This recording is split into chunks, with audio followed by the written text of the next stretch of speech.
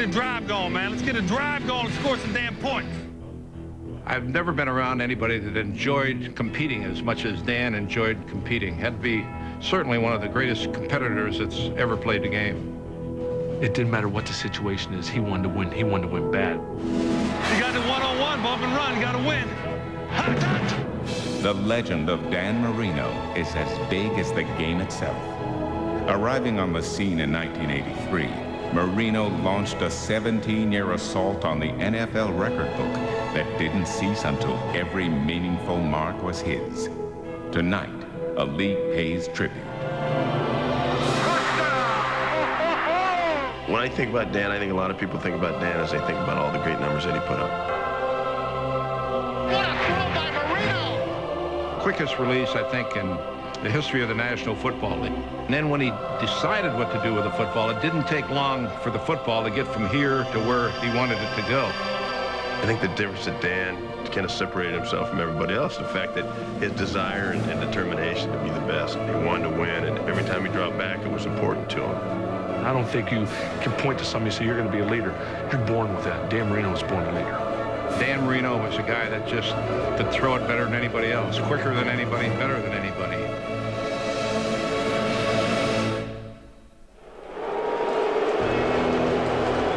For the last 17 years, Dan Marino has provided countless memories for the city of Miami. Tonight, they come to provide one for him. A sellout crowd of 75,000, slowed by the pouring rain, has come to Pro Player Stadium to honor the embodiment of a true franchise player and retire his number 13 as the Miami Dolphins host the Baltimore Ravens. Good evening, everybody. I'm Mike Patrick. It's great to have you with us. We will have the full Dan Marino retirement ceremony at halftime and a pretty good football game for you as well.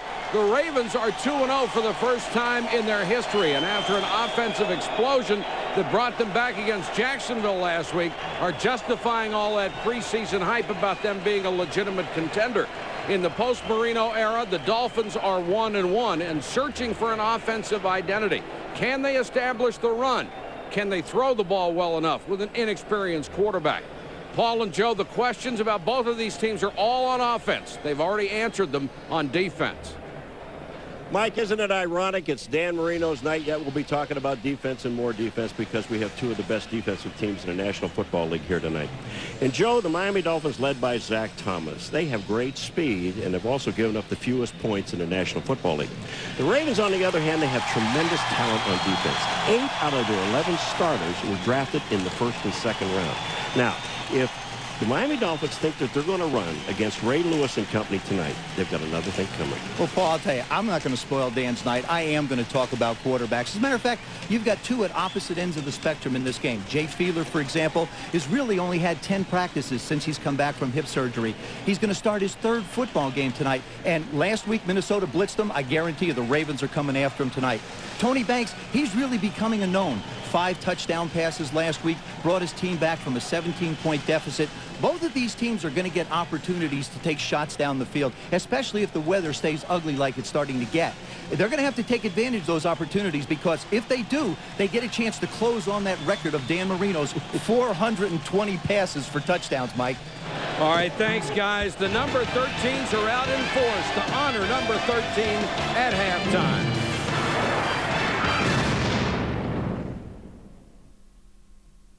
What would happen? Tune in, log on, speak out. It's Enhanced TV on the online complement to tonight's broadcast. Log on to ESPN.com or NFL.com now and click the Enhanced TV logo. Let's go down to the sideline. Our colleague Solomon Wilcots with Ravens head coach Brian Billick. All right, thanks, Mike. And, Coach, last week Tony Banks throws some 5 touchdown passes. Said he felt like Kurt Warner. How has he been able to take his game to another level? Well, it's just his preparation and practice, his leadership qualities, what he's given to the team as a whole. He's playing out the position. Now, the rain came down pretty hard during warm-up. Starting to come down a little bit right now.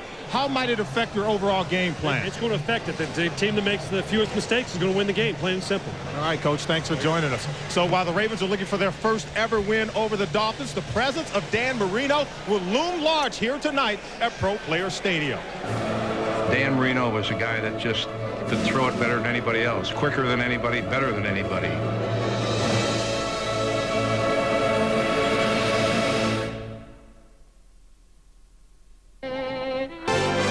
ESPN welcomes you to the following presentation of the National Football League.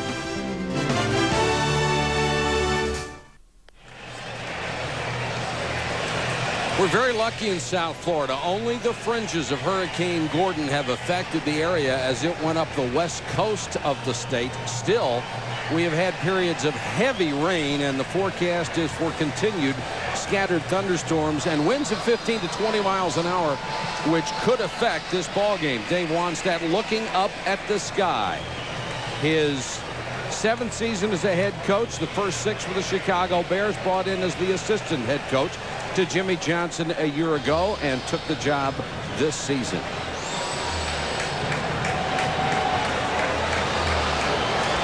Joe, as a quarterback, you played in a lot of games like this. What does it make you do? What does it allow you to do? Well, the one thing it does, it makes you really stay with the center when you take a snap.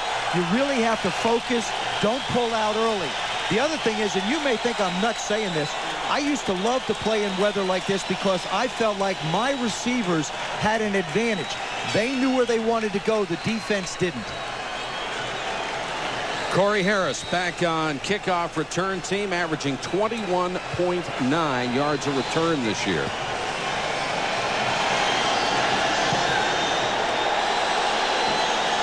Harris from the 11. Dragged down at the 26. The Ravens quarterback is Tony Banks, who leads the NFL with 6 touchdown passes and is coming off a career-high 5 last week in a big win over Jacksonville. The backs are Holmes and Ian Badejo. The receivers, Johnson and Taylor. The tight end, 7-time Pro Bowl selection, Shannon Sharp, a key free agent. The line anchored by massive tackle Jonathan Ogden, a 3-time Pro Bowl pick in his first 4 years. Mulatalo, Mitchell, Flynn, and Swain. And the rain has started again. And now Jamal Lewis checks in. An unexpected start for the rookie out of Tennessee.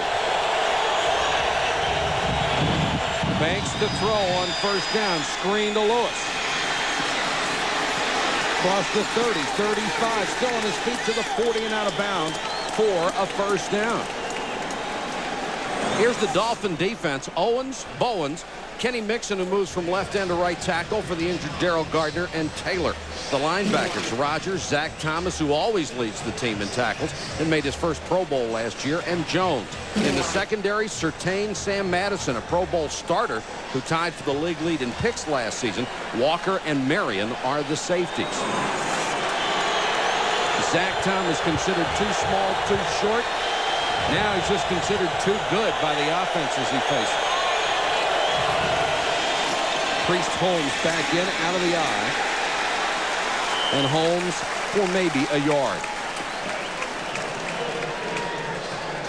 Tony Banks had the game of his young career a week ago. Those 5 touchdown passes all came in the second half as they just erupted on that Jaguar defense. Well, they had 8 possessions in the second half, and 5 of them went for touchdowns. Brian Billick, largely regarded around the league as one of the great offensive minds to come along in a long, long time. Banks, short set, throws sidearm, incomplete. Johnson was the intended receiver. Madison was on him, and maybe Madison was on him too quick because flags are down. Well, that's after the whole offensive line said there was a pass interference call.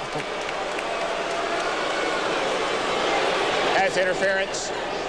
29, defense. Automatic first down.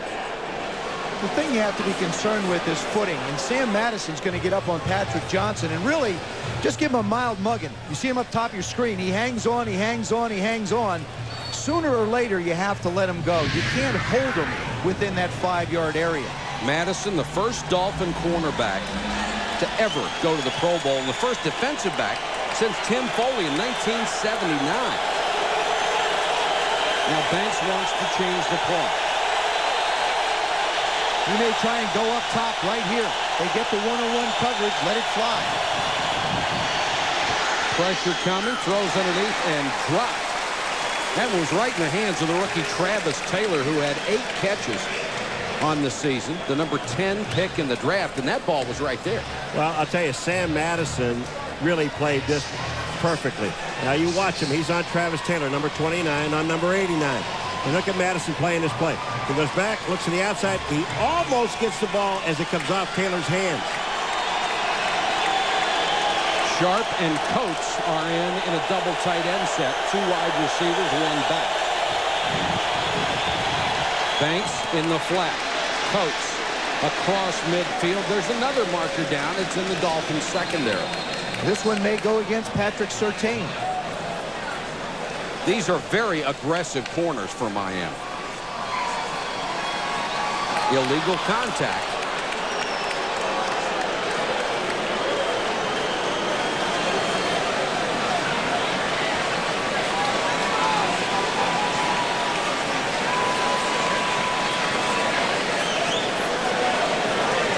Illegal to the hands. Hands to the face. Defense, number 23. 5-yard penalty, automatic, first down. Patrick Surtain in this defense, we know how tough they are and how quick they are. They're trying to make a statement. Now look at this on Travis Taylor. Watch Patrick Surtain. He's right up on him, but he grabs him by the face mask. A little bit more than illegal hands to the face. Yeah, that, you know, when you turn the guy's head, that's when you see the 15-yarder come. Could have been that easily.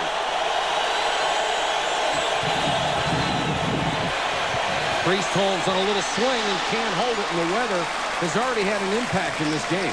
It has an impact. What happens is you saw Travis Taylor miss one that just went off his fingertips. Here, Priest Holmes lets one get away from him. It's really not the quarterback that's going to have the problems. It's going to be the running backs trying to judge the speed of the way Tony throws the ball. Brian Billick, I think, will continue to be aggressive as long as the field conditions don't deteriorate too bad. And this is prescription turf. It'll take an inch of rain an hour and still drain very well.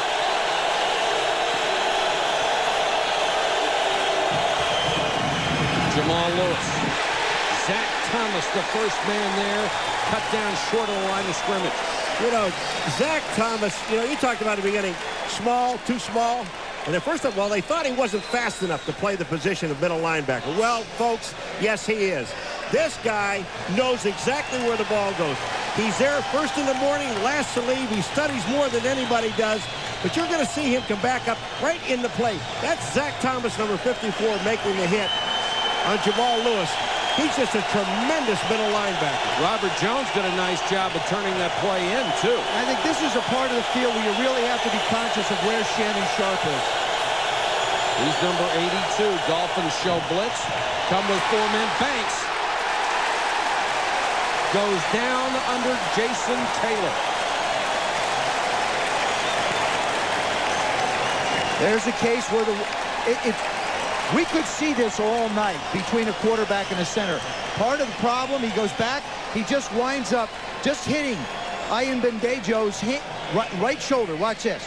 Hits his shoulder, the ball just comes a little bit loose. It doesn't take much to get the ball out of your hands when it's this slick. That's 1 fumble for Tony Banks, and that's almost perfect because he has averaged a fumble a game in his career. But you can't count that one. He got it. Yes, you can. I know he counts it. Put an asterisk next to it. Kyle Richardson to punt. Shepard and Ogden are back. Leslie Shepard, the former Redskin, from the 16. Hendon at the sideline, taken out at the 30. 45-yard punt and a 14-yard return in the rain in Miami. We're scoreless. That's the Marino family up in one of the Sky Suites, hoping for better weather by the time halftime arrives, so they can go through the whole retirement ceremony. And there's Dan waving. Dan might consider just staying there if it stays this way. From the 29, Lamar Smith gets the first carry, picks up about 3. Miami offense, Jay Fiedler has the unenviable task of following Marino at quarterback. The results after only 2 starts mixed for the 5-year pro. The 7-year veteran Lamar Smith won the running back job in camp. He starts with Conrad, Emmanuel, Gadsden, and Goodwin, the tight end. Up front, Richmond Webb still excels as a pass blocker, a 7-time Pro Bowler. Dixon, Ruddy, Donnelly, and Wade round out the line. The Dolphins come in missing their top 3 wide receivers. That complicates the problems for Jay Fiedler. Smith Nice hole to run through, and Smith drags tacklers out to the 45, first down. Exactly what they want to do.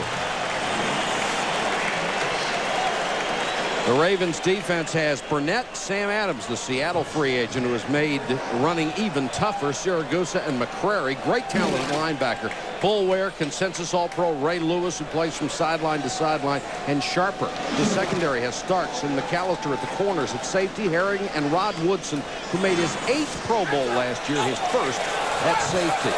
Flags are down. Smith on the sweep. Running hard near midfield. Will check the penalty. Siragusa, number 98, is the guy that was offside, and he's pointing to the offensive line.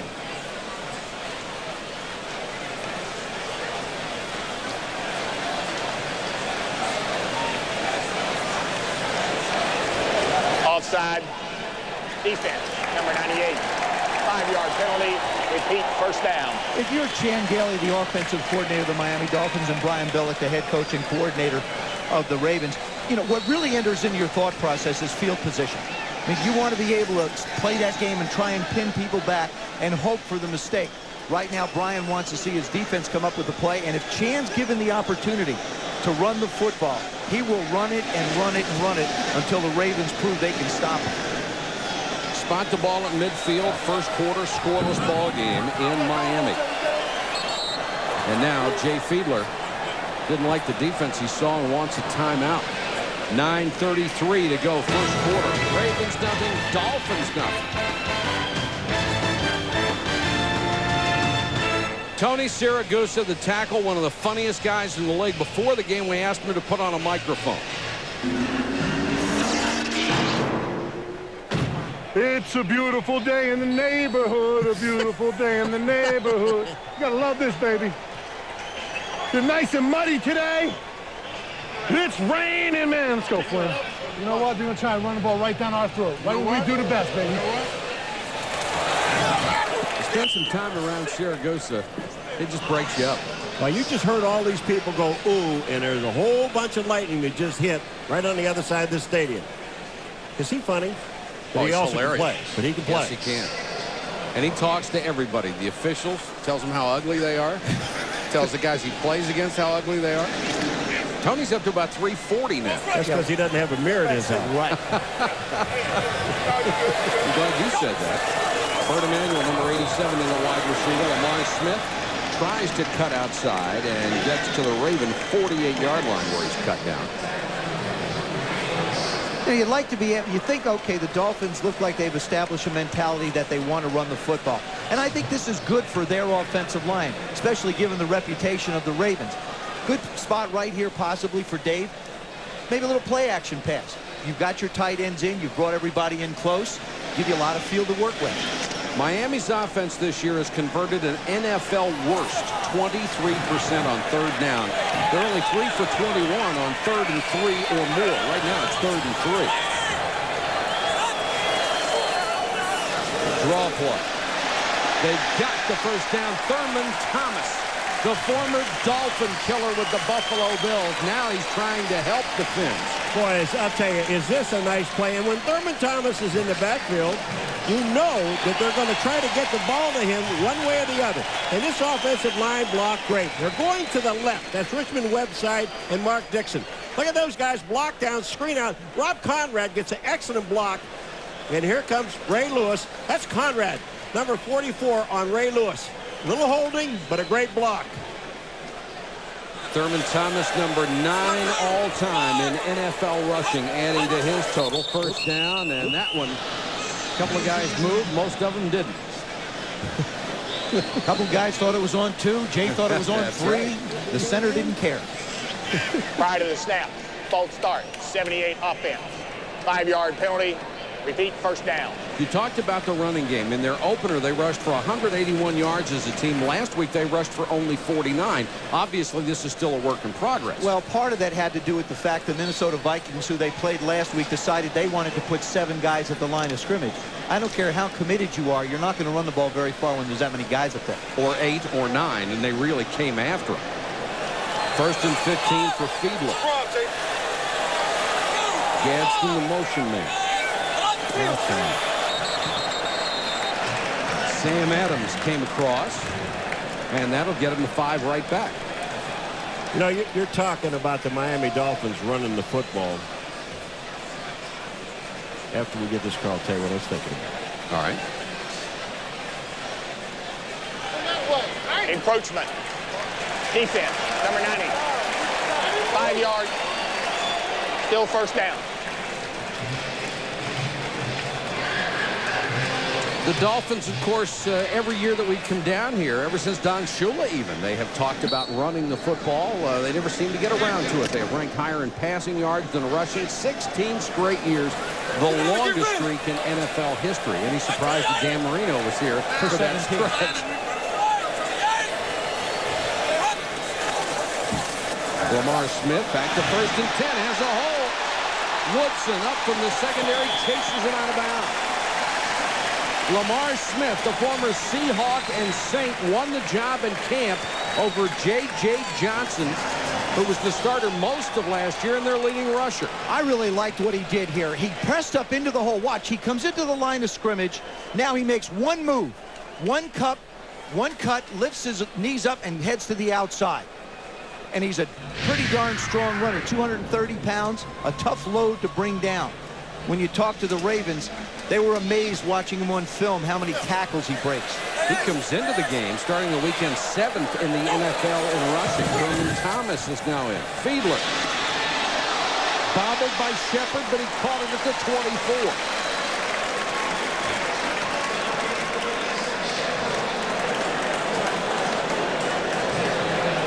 When you run the football, it gives you an opportunity to play action, and what that creates is good lanes, and it also creates less pressure. You see the problem they're having with the ball. Number 84 comes down, hooks inside. Look at the footing. You really have to be careful if you're the defensive back. Pretty good concentration by Shepard. Ray Lewis may have gotten a piece of that one. Smith back in, straight ahead, nothing there. Burnett in on the tackle. Sunday Night Football next week at 8:30 Eastern, an NFC East Classic. Bruce Smith, Deion Sanders, and the new-look Washington Redskins head to New York to battle Tiki Barber and the Giants. Coverage begins at 7:30 with prime time. The Giants now a sparkling 3-0. The Redskins, of course, play tomorrow night on Monday Night Football at home against the Dallas Cowboys. We should have a beauty next week. Fiedler from the shotgun. Blitz coming. Shepard dropped it. Well-designed play against the blitz. Leslie Shepard easily would have had the first down, and who knows how much more. Boy, I'll tell you what. Fiedler read Robert Bailey, number 35, slides inside, and all Shepard has to do is catch the ball because there's nobody around him. Dave Wannstedt is upset. Look at, they picked up the blitz. Look at Shepard. He's got a blocker out in front of him. That's Mark Dixon. And Wannstedt just goes crazy. Catch the football. He knows his team is not going to get too many opportunities, and they blew a big one there. Olindo Mare on for 42 yards. Had a brilliant season a year ago. Mare off the infield dirt, and he got it. Nice kick by Olindo Mare, and the Dolphins take a 3-0 lead at home. Tip of the hat to the Dolphins offensive line. They keyed a 10-play drive that took up 6:29 off the clock and led to an Olindo Mare field goal. Chan Gailey was talking about consistency. This is the only part of the Dolphins that they really haven't been nicked up. These guys have started all 3 games together. Mare to kick to Corey Harrison, Priest Holmes. Harris, the deep man on the run at the 12. Had a seam and just tripped up as he got to the 37-yard line. Saving tackle by Larry Izzo. 3-0 Miami. Back in a moment. Don Shula on the left, Bob Greasy on the right, here to attend the retirement ceremonies for Dan Marino's number 13. But wouldn't you like to be a fly on the wall in there listening to them talk about what's going on? Well, Greasy's going to be the man for the ceremonies tonight, so that's kind of neat. The Ravens take over from their own 36. Priest Holmes hit in the backfield. Kenny Mixon, number 79, who's playing at the tackle spot tonight for the injured Darrell Gardner, who was out with a herniated disc in his lower back. He may miss 6 weeks, and they'll need Mixon to play that way inside. Well, they were kind of worried about Kenny Mixon because he doesn't have the weight. But look at this play. He just gets off a block. He doesn't make the tackle. He gets help from Derek Rogers, but he's the guy that's slowed down Priest Holmes. Mixon, a guy who plays with great leverage and tremendous strength. 2nd and 10. Banks with good protection. Now it breaks down. Lost the ball again. And recovered by Edwin Mulatalo. Trace Armstrong really brings pressure. He not only put the pressure on him to get the sack, he also managed to get his hand there and swat the ball loose. This is really on Tony, too. He's got time to throw the football. Give credit to that Dolphins secondary. They make him hold the ball. Trace Armstrong doesn't quit, swings the ball around. Good job by the offensive line. Grabbed him with a right hand, punched it out with the left. Banks has now played 59 games and has 60 fumbles. But Armstrong forced him to cough that one up.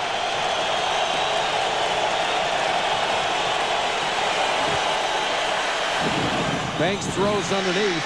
Ian Badejo makes the catch.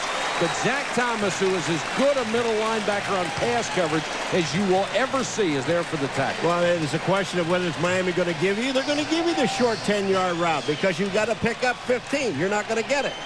Dave Wannstedt and Jim Bates, the defensive coordinator, I think feel like if Baltimore wants to throw the football, they'll give them the short one. Kyle Richardson out of Arkansas State is on to punt. And that's Leslie Shepard backing up to his own 10. Richardson, one of the best in the business at getting the ball inside the 20. There's a marker down. And taken by the up man, Jeff Ogden. And Ogden with a nice return into Ravens territory, 32 yards. After a 39-yard punt. Now check the marker. That flag is going to be on Trent Gamble, number 52, for tripping. He's the right wing man on the punt block team. Just went out and tripped the rushing Dolphin.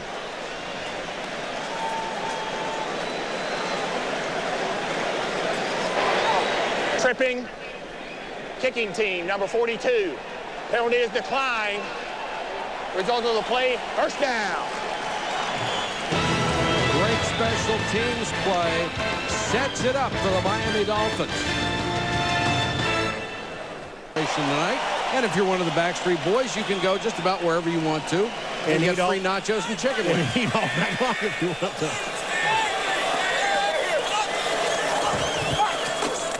Smith on the toss, nowhere to go, tries to cut back.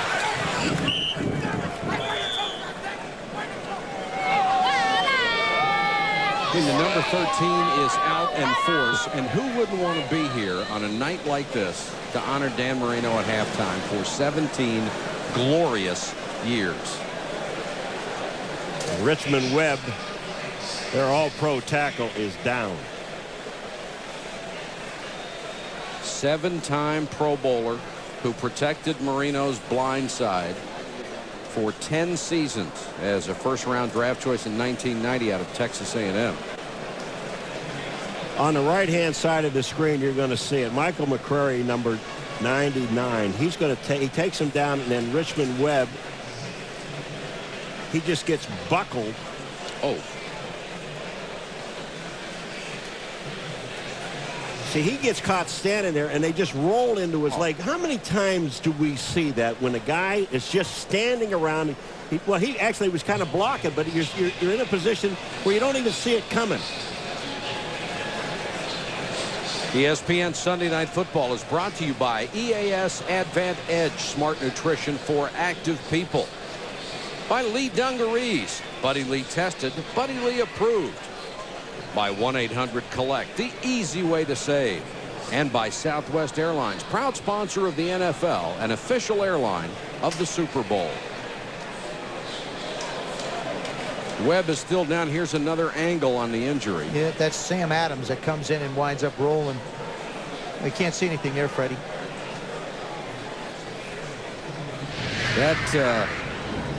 An ugly picture of that right knee buckling, and certainly they cannot afford to lose Richmond Webb, the veteran on that offensive line. You know, and the thing he's is, up. Mike, how much do you keep your feet moving?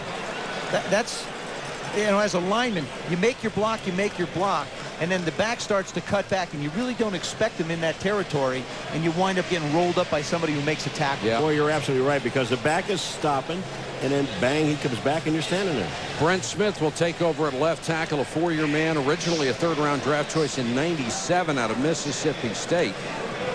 And Webb very slowly coming off the field. The Dolphins have done what they wanted to do here in the first quarter. They've run it for 35 yards. The Ravens have yet to make a yard on the ground. And their defense has done a very good job. Dave Wanstead's defense has kept the Ravens pinned back so that field position continues to be an advantage for the Dolphins and allow them to run the football. Somebody needs to get Dave a hat.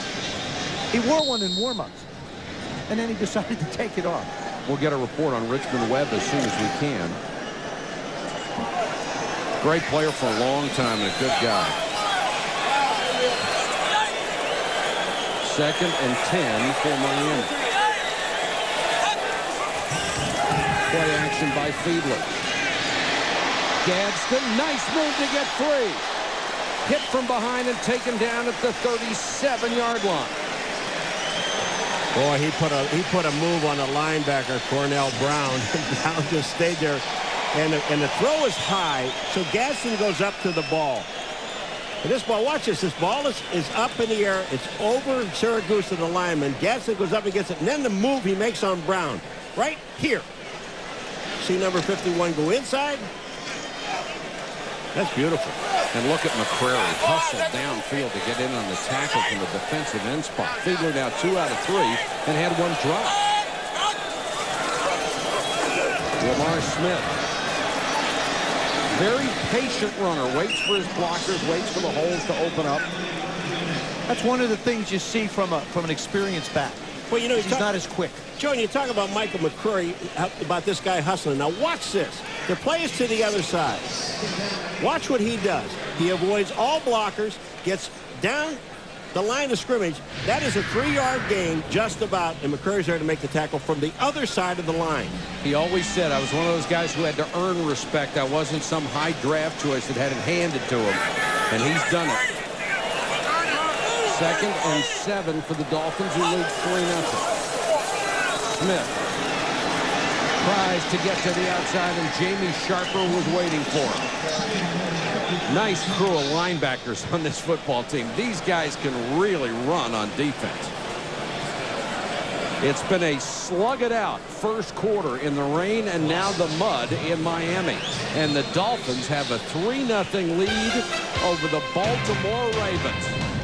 We'll be back to South Florida in a moment.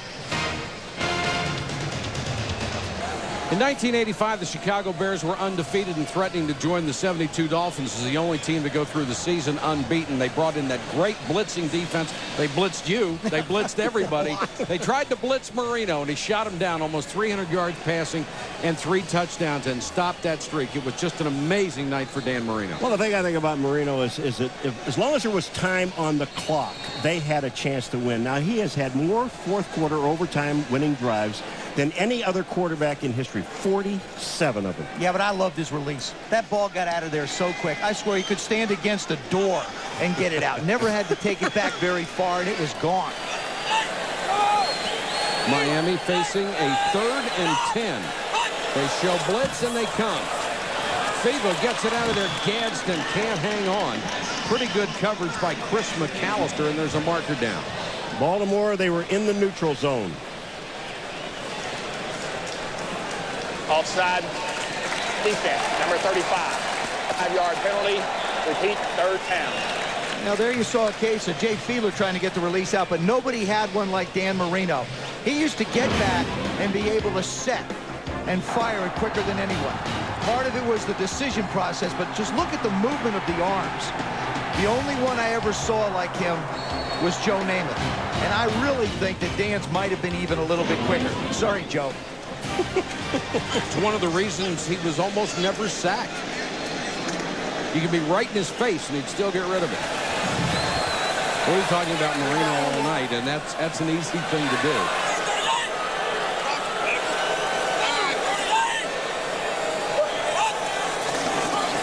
Try to run for it with Thurman Thomas. And Thurman has the first down to the Ravens 23. You know what's amazing about Thurman Thomas? And all the years that he was with the Buffalo Bills, when he came in on third down, you knew that he was going to be involved in the play in some fashion, whether he's going to receive the ball or run with the ball. Here he is standing in the backfield. They hand him the ball, but this all starts up front. Look at the blocking. The hole is there, and Thurman Thomas gets into it. The Dolphins spent 12 years being eaten up by Thurman Thomas. They're delighted to have him on their side for a change. Rushed for over 1,600 yards against them. Smith is back in there and greeted by that Baltimore defense. Let's check in with Solomon Wilcott. Solomon, how are you? Yeah, Mike, in preparing to play Dan Marino, from the moment you went into film study, it became clear that his lightning-quick release would force the secondary to play honest. I mean, you really couldn't get a read on him, and you couldn't take any chances, or he would make you pay. In fact, our coaches would tell our defensive linemen, hey, you know what? We may not get a sack on him, so just get a good push and get the hands up because the ball's going to be coming out so quick. He also would challenge anyone on the field, no matter who the guy in the secondary was. He had tremendous courage to go along with tremendous talent, Mike. Lamar Smith for about 3. And Solomon, all that advice that coaches gave safeties like you and defensive line, none of it worked for 17 years. Well, you know, Tom Flores, when he coached the Oakland Raiders, in fact, this is one of the teams that Don Shula never beat, the Tom Flores team when he was at Oakland. He told me before the game, he said, I would tell my team on defense, don't think about sacking Marino. All you need to do is what Solomon was talking about. Get a push, make him throw the ball before he wants to. That was also impossible to do. Miami with a 3-0 lead, 12:54 and counting. First half, 3rd and 11.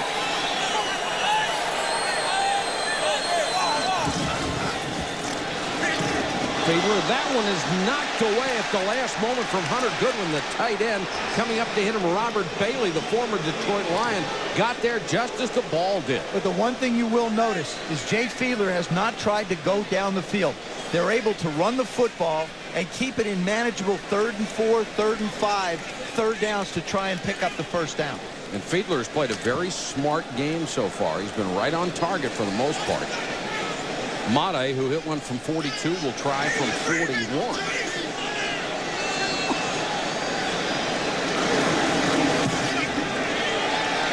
And slides a little bit right, but good. And Mate, in a conservative game plan, has given the Dolphins a 6-0 lead. Pair of field goals. The Dolphins are on top of the Ravens, 6-0 second quarter. When you think about Dan Marino's career, just look back to 1984. The numbers he put up, these look like misprints, but they're not. He had 4 400-yard games, over 5,000 yards, and he had 48, count them, 48 touchdown passes. That's one season. Yeah, I got to watch that. The first game was against us at RFK in 1984. Yeah, but he didn't get all 48 that night. Seemed like it. Squib kick taken by one of the up men at the 23-yard line as the Ravens will get back out near the 40. NFL Countdown every Sunday at 11 a.m. Eastern. Join Chris Berman and the gang for the NFL's best pregame show. Then at 7:30, it's prime time. He could go off the foot, and he is winning way at the touchdown. We said this would be a defensive battle. It has been so far. The Ravens, 8 yards total.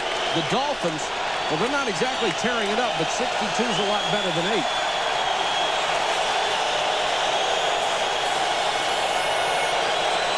Thanks. Under pressure, they got it. Right up the gut, Jermaine Haley, the first-year player out of Butte College. Boy, Brian Billick is shaking his head. Jermaine Haley comes up, number 94. Watch this guy. He's right up the middle. They don't block him. Nobody touches him. Tony Banks on that play audibled at the line of scrimmage, but they're using hand signals. The line went one way. Jim Bates' defense went after him another. There's a loss of 8 on the sack. The Ravens now have 0 yards for the half. Banks wants the screen to Holmes. Holmes hitting the backfield. Gets away from 2 tackles, 3 and 4, and gets out to the 31. They nearly had him for a loss of another 8. As it is, he lost 1, and there's a marker down.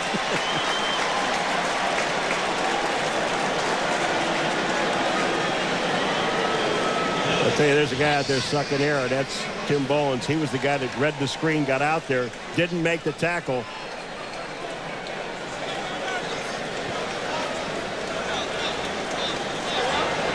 Pass interference. Offense. Number 83. Penalty is declined.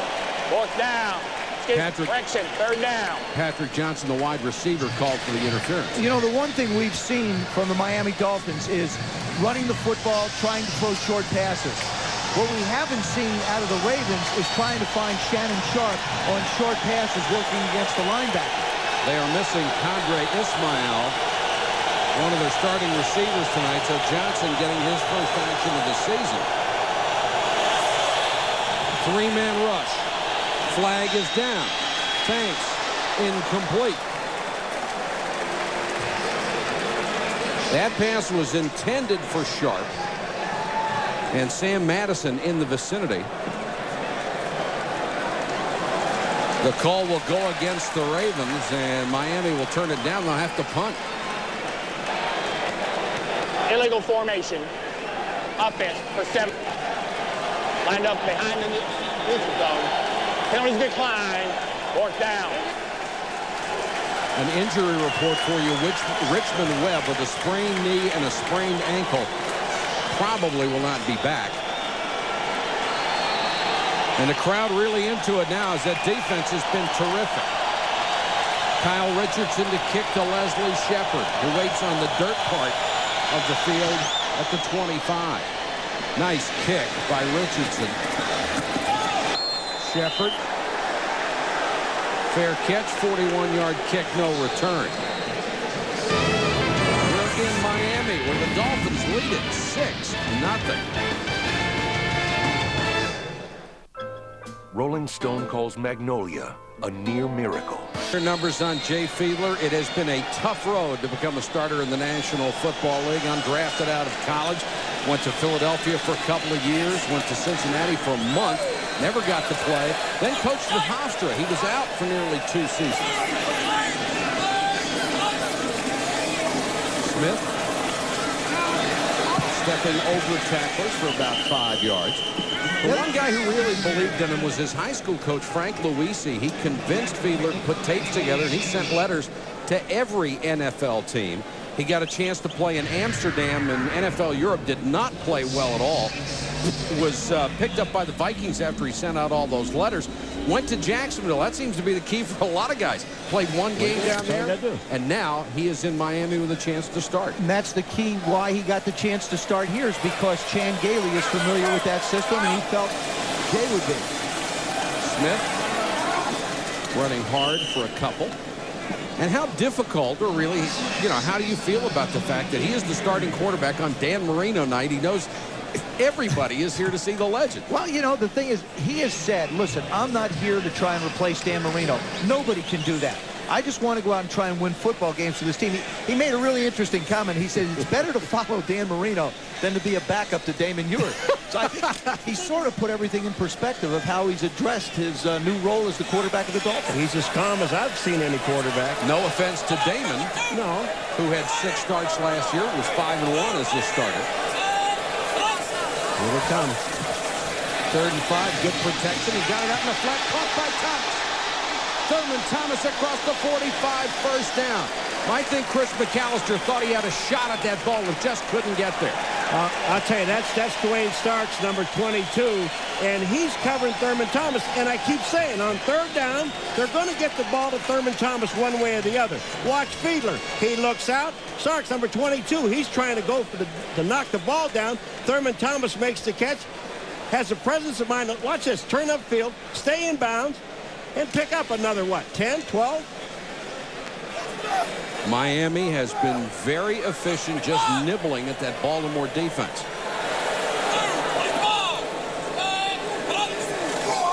Out of the eye. Nice play fake by Fiedler. Bombs away and overthrows everybody. We talked to Dave Wanstead on what the possible effects of Dan Marino night might be on his team. I think this is going to be a real positive thing.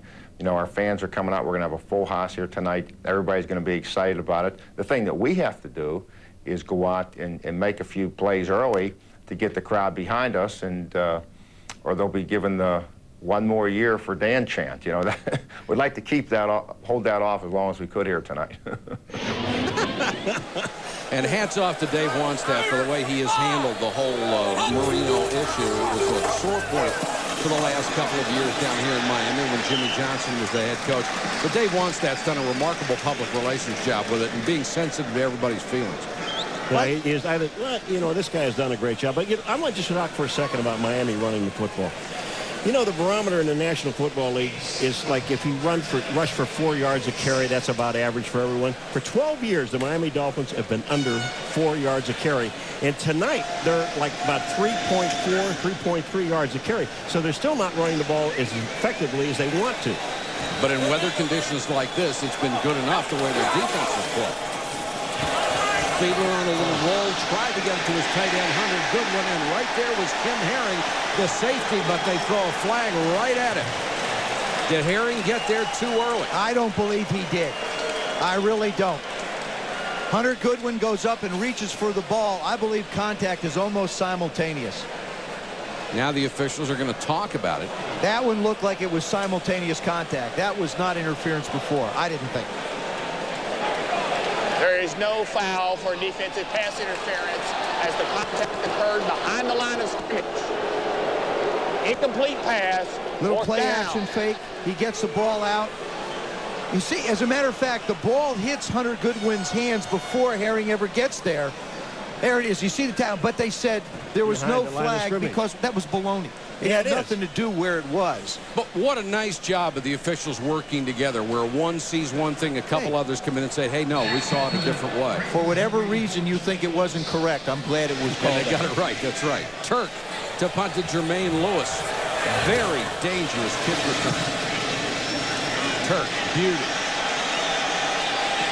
But too far. 47 yards into the end zone, a net of only 27. And the Ravens will set up shop at their own 20 when we come back. 6-0 Dolphins at home over the Ravens. 8 minutes to go in the second quarter.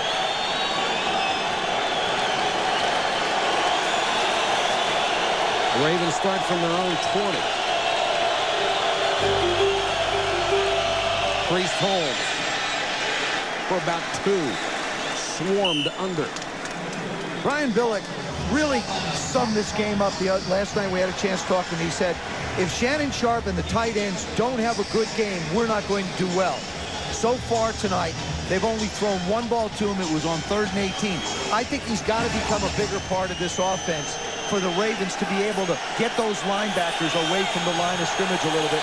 And then you can stick in Ben Coates on the other side if you need to. Dave Wanstead agreed. He said it will be Shannon Sharp against our nickel defense. This one's caught out in the flat iron, but Dejo makes the grab. He'll have a first down across the 30. There's a guy who was their leading receiver last week against Jacksonville. Came into the game with 9 receptions, 1 touchdown. Really a versatile fullback. Obafemi, I am Dejo. Hey.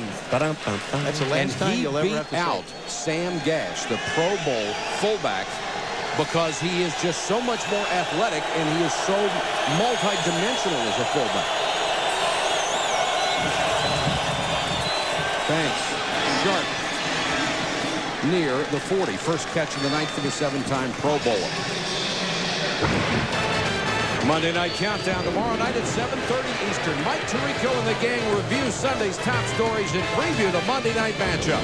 Then at 9, it's ABC's Monday Night Football with one of the NFL's great rivalries. The Dallas Cowboys battle the Washington Redskins.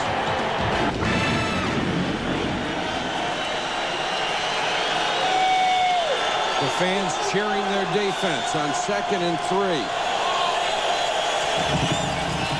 Banks against the 4-man rush. Had it batted down in his face. Lorenzo Bromell got the hands up and knocked it away. It's the best defense you could ever have, Michael.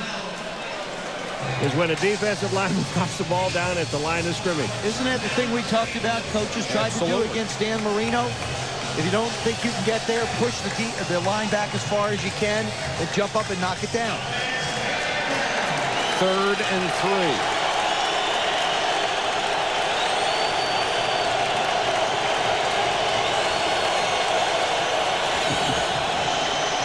Banks, good protection. Bobbled and dropped by Shannon Sharpe. The pass was high and behind him. It was high and behind him, and it didn't look like Shannon Sharpe was even looking back at the ball. It was like at the last second, Shannon Sharpe looks back. This ball is thrown hard, behind, and 2. Shannon Sharpe's right. Watch this. Just turns, and the ball is already there. He really didn't have a chance to catch it. No, Tony rushed that one a little bit. Sometimes you get engaged with the defensive backs a little too long, too, and you can't get away clean. Even on a dry night, that would have been a tough catch. Shepard and Ogden back to take the punt from Kyle Richardson. Shepard at the 22. Straight up the sideline and out of bounds. Punt of 39, a return of 18 for Leslie Shepard. 6:01 to go in the half. 6-0 Dolphins. If you're with us on Enhanced TV, we have a question for you. If you had to choose one quarterback for your team, who would it be? John Unitas, Joe Montana, Dan Marino, John Elway. Good luck. This is the hardest question I've ever seen. I think it's easy. Come on, yeah. No, what? Take all 4 of them. Let each play a quarter. Here's the vote so far. Montana with 50%, Marino 24, Elway with 19. John Unitas not exactly in the cyber generation. Well, got 7%, but he is the NFL's all-time quarterback. False start. 83 offense. 5-yard penalty. Remains first down. Hunter Goodwin, the tight end, called for the penalty. There's so many different ways to measure the worth of a quarterback. Some people say championship. Some people say numbers. Some people say leadership. Some people say it's a combination of all those things. But Don Shula said of all the quarterbacks, and you can compare Marino to all of them, Marino is the best one he's ever seen.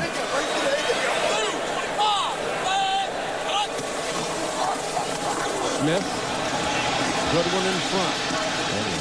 And Smith pushed out of bounds at the 33. Let's go to Solomon Wilcots. He's with a coach who had 2 of those 4 greats. Yeah, Mike, Hall of Fame coach Don Shula won more games with Dan Marino than any other coach-quarterback combination. And, Coach, I understand going into the 83 draft, you guys hadn't planned on taking a quarterback, but were you shocked that Dan Marino was still on the board when you guys made the selection in the first round? The 27th pick, are you kidding? We had him rated right up there with Elway as the 2 top guys, but our thought was that he would be gone and we're going to take a defensive lineman. So we had to switch gears when it looked like he might be there. And, of course, we got Dan, and we ended up getting a defensive lineman. That was a real bonus pick. Now, yeah, Johnny Unitas, Bob Greasy, and Dan Marino. Does it get any better for a head coach? Can't get any better than that. And, of course, Earl Morrall. I got to mention Earl. What a backup quarterback that he was. But, Hall of Famers, 2 of them. Dan's going to be a certain Hall of Famer. And then one of the best backup quarterbacks that ever played the game. Now, in Super Bowl 8, you beat the Minnesota Vikings. Bob Greasy only attempted 8 passes in that game. How difficult was it for you to change philosophies and going from a heavy run offense to a predominantly passing game with Dan Marino? Well, coaching is taking the ability that you have and giving them a chance to do what they do best. And, with Zonka and Greasy and, the people that we had, we ran the ball. We controlled the clock. We had the ball about 40 minutes to their 20 minutes in the ball game. With Marino, you want to take advantage of his great ability. All right, Coach, thanks for joining us in the rain. Back up to you, Mike.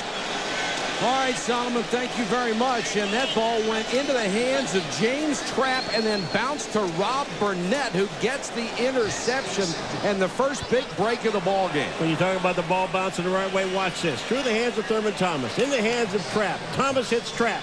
Trapp bobbles the ball. Burnett picks it up. It's first down. Baltimore. Look at the umpire cam. This is a great shot here. Thurman misses. Trapp gets it. Thurman does a great thing. He goes back and tries to tackle Trapp, who fumbles the ball into the hands of Rob Burnett. And Burnett, great hands by a defensive lineman. And great hustle to be in position to be able to make that play. He's had 2 great weeks. He was the defensive player the first week. And Rob Burnett, he has just been playing superb football. Big break for the Ravens. Can they capitalize? They'll start from the 27. Their first play in Miami territory tonight. Banks slipping on the infield. Rips one in. Madison knocks it away from Shannon Sharp. Sam Madison. Since the start of the 97 season, he has had 18 interceptions. That is number 1 in the NFL. Sam Madison is going to play face-to-face with anybody in this league. I think he's the best cover corner in football today. And this is a mismatch because he's on Ben Coates. He's got great closing speed, so he can play off the tight end a little bit. Banks changes the play. Last time this happened, he wound up getting sacked. Here they come. He unloads down the sideline, underthrown. Surtain intercepted. Patrick Surtain with a convoy.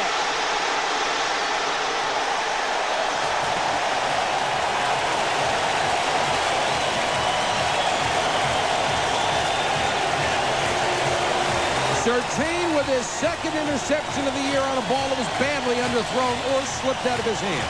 So often in a play, you see a guy make it, but boy, did Brian Walker help him out. Yeah, look at this. Now, you see Patrick Surtain is number 23. This ball, you're absolutely right, is underthrown. Patrick Johnson is the guy that the ball was thrown to. But Surtain, I mean, this is just keeping total concentration on the football and making the play and then turning around and taking off with it. But it's very poorly underthrown. But I want you to see number 45.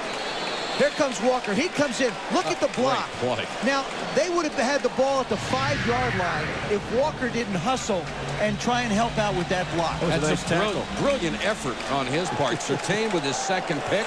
So Miami avoids the disaster of the interception going one way, take it back the other. Smith behind Conrad. And Conrad has been a superb blocker tonight. Number 44 out of Syracuse has been the lead man on virtually every play. And Banks has his second interception of the season. All right, let's look at number 44, Conrad. He comes up now. He is blocking on a safety, Kim Herring, number 20. But he gets an excellent block. But I'll tell you, when you watch the linebackers on both of these teams, they are just flying all over the field. 2nd and 8. Lamar Smith as they fake the end around, and Smith is drilled by Jamie Sharper. Saragusa, Jamie Sharper. I mean, again, you're mentioning another linebacker, number 55, Saragusa, number 98. They're trying to fake a reverse and try to run up the middle. I don't know if you want to try to run up the middle on this team with Ray Lewis sitting there in the middle. Well, I think that's what Lamar Smith does well. He really runs between the tackles well. And when you look at the offensive line, and look at how ugly those white and orange shoes are getting. We talk about Ruddy at center and Donnelly at one guard, Dixon at the other. They're doing a good job in the middle. And Brent Smith in for Richmond Webb. Fiedler to the shotgun. Here comes the blitz. Wants a screen. Thurman Thomas. Nice cutback. He's within a yard of the first down. But he didn't make him. It's just hard for me to believe what I'm seeing. I'm talking about 3rd down and long, and Thurman Thomas, you know, is going to end up with the ball one way or the other, and there's nobody on him. That's the 4th consecutive time that they have tried to get the ball to Thurman. Marvin Lewis, the defensive coordinator of the Ravens, he's trying to put pressure on Fiedler, but that offensive line and the back in the backfield isn't letting it happen. I'd yell out, somebody cover 34.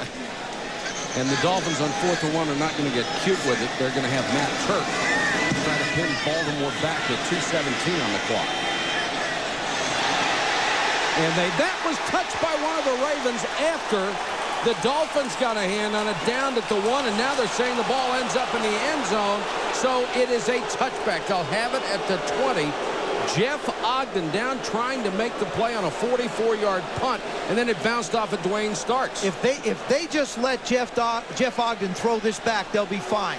Once he touches it, it doesn't matter.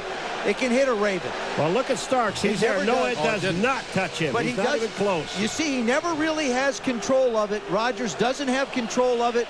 It winds up in the end zone. Good call by the official. The crowd doesn't like it. Ogden made a heck of a play trying to keep it out.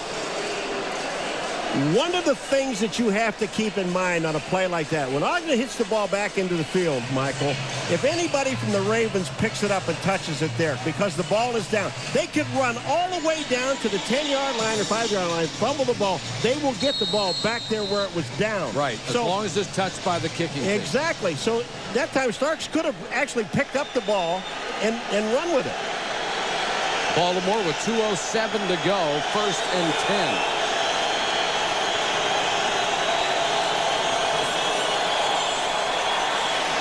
On the ground, Jamal Lewis breaks 2 tackles, breaks another one. Lewis out of bounds. The rookie from Tennessee almost broke it all the way.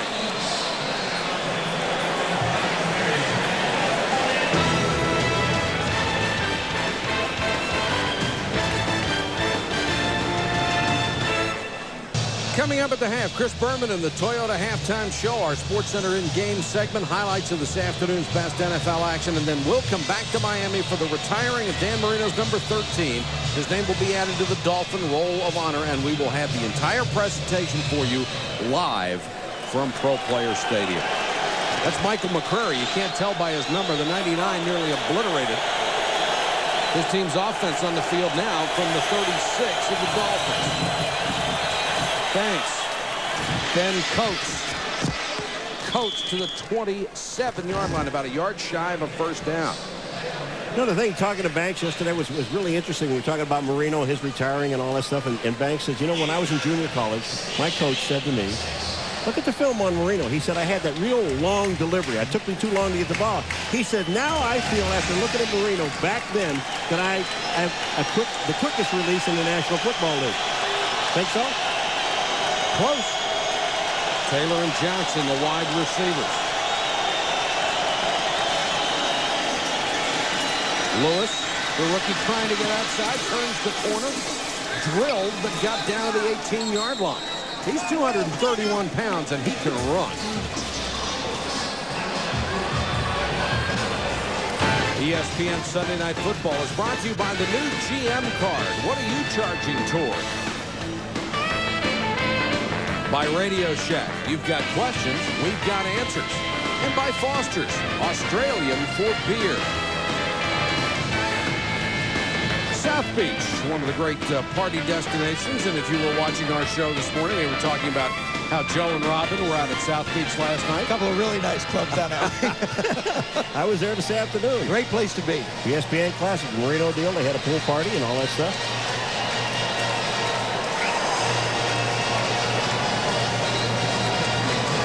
Jamal Lewis, the rookie out of Tennessee, their first-round draft choice, trying to get some more action. He only had 10 carries coming into this ballgame. He was hurt in training camp and set back. Well, the play before that, you saw his ability to break tackles and turn his speed on. This one here, you saw him just be able to dip inside and use his speed to get outside.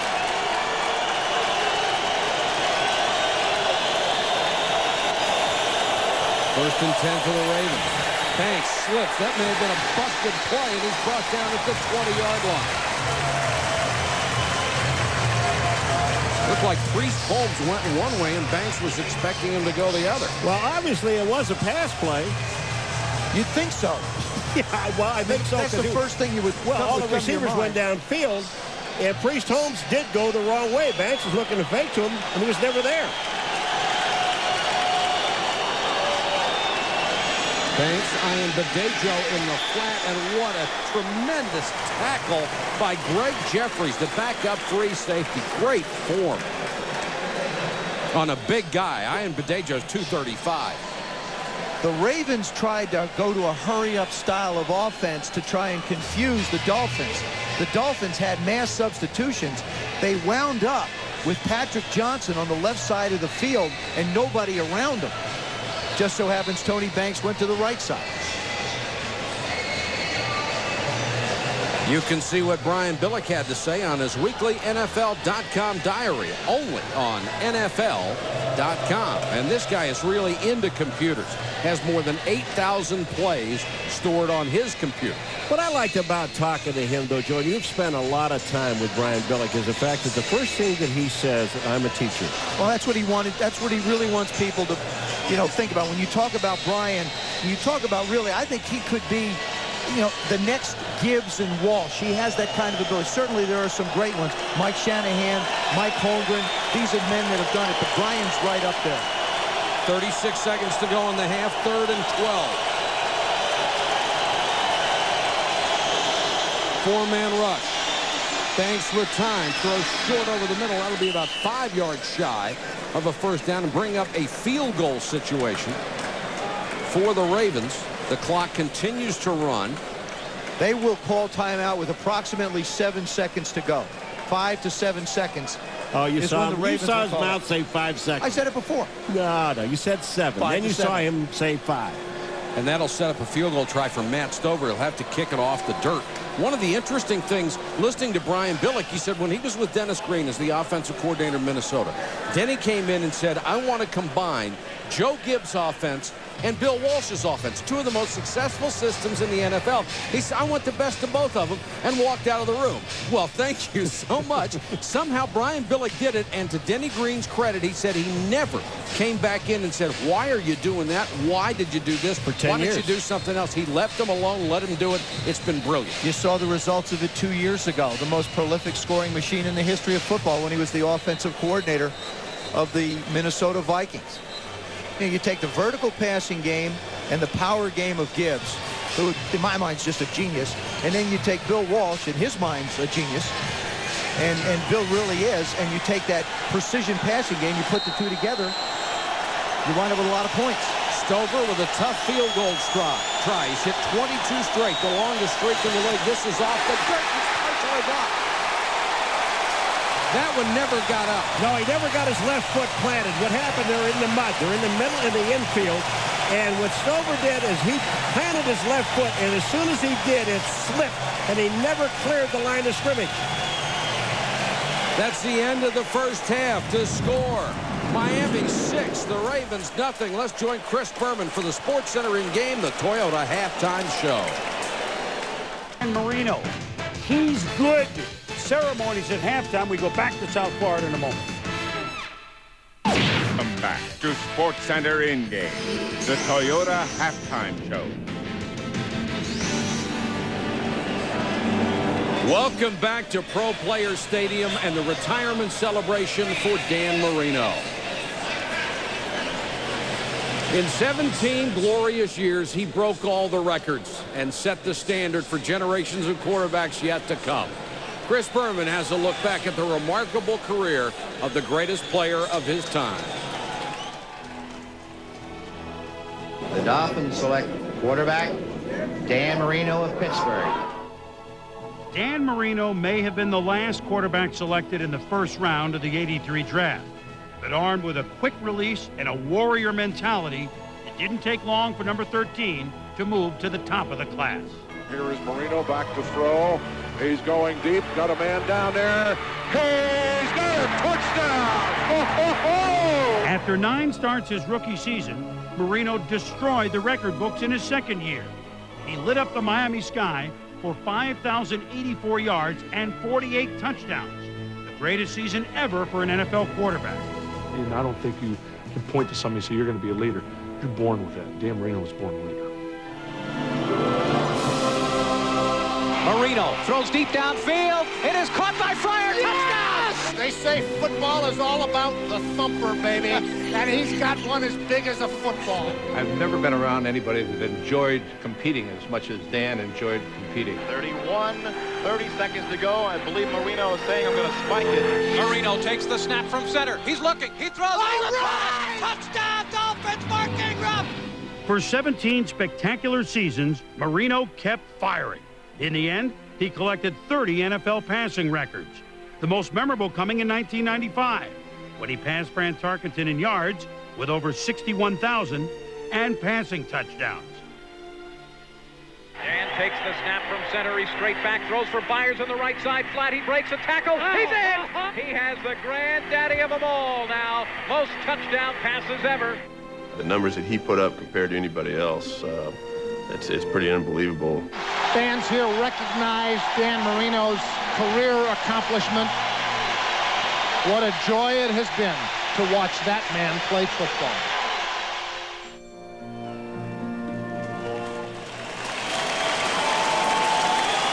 Ladies and gentlemen, Dan Marino.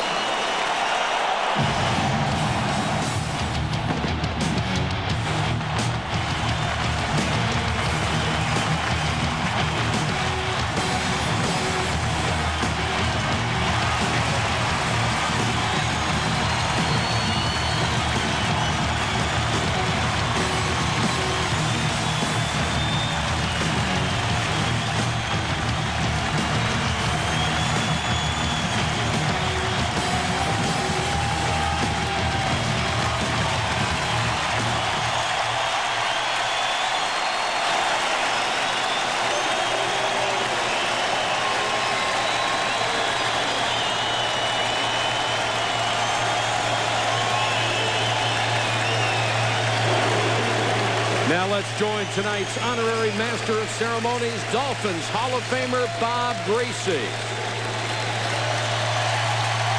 Tonight we are joined by millions of football fans from around the country and many of the great players in Miami Dolphin history to pay tribute to one of the true legends of the game, Dan Marino.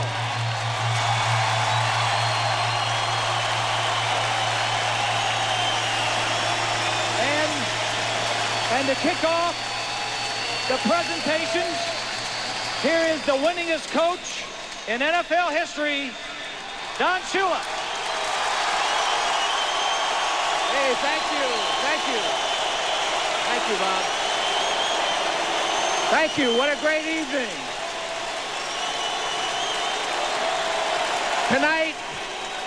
Tonight is a night about tradition, about accomplishments, about recognition. The Dolphins, for the last 30 years, are the winningest team in the history of the National Football League. We're very proud of that. And the names up there on the honor roll are people that have contributed so heavily to the success that we've had.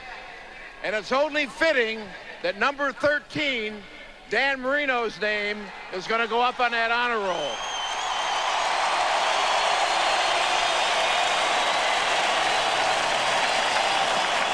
Dan's got all of the records. We all know about the records. Most pass attempts, most completions, most passing yardage, most touchdowns. But more important than any of the records was the number of victories. Since Dan became a Miami Dolphin 17 years ago, 147 victories. Something to be very, very proud of. A lot of excitement.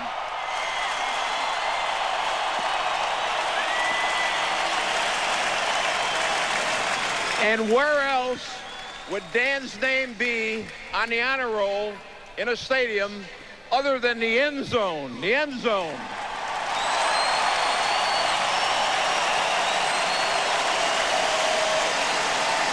No other quarterback in the history of the National Football League knows as much about the end zone as Dan Marino. And that's where the name is going to go up. But getting to know Dan through the years and as a friend and as a player and the things that he's done, the great family, the mother and the father, the wife, the family, and all of the accomplishments in the area of charitable contributions to the community, all things that we're very, very proud of. And it's only fitting, and I take great pride in presenting Dan into the Miami Dolphin Honor Roll. Dan Marino.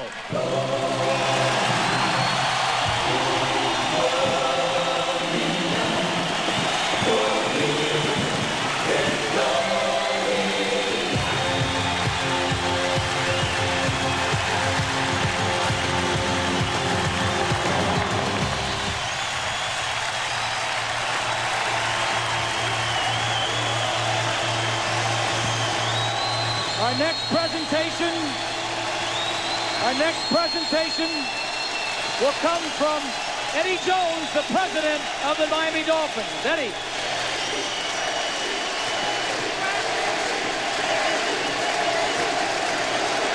Danny, it's my pleasure tonight to unveil a statue of you that will be permanently on display at the main entrance to the stadium. If I can have the unveiling.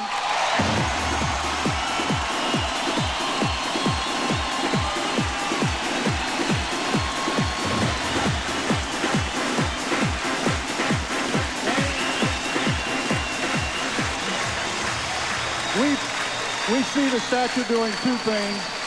It'll be a lasting symbol of your greatness on the fields of the NFL, and it'll give your fans a chance to see you every time they come back to our stadium. Congratulations, Dan.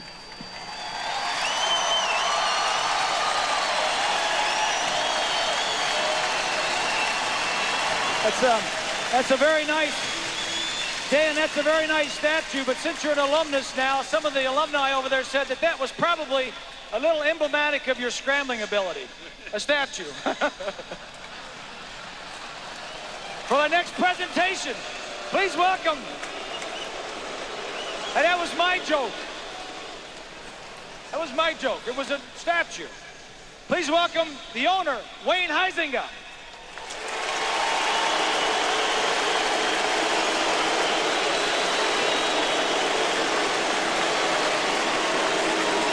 Well,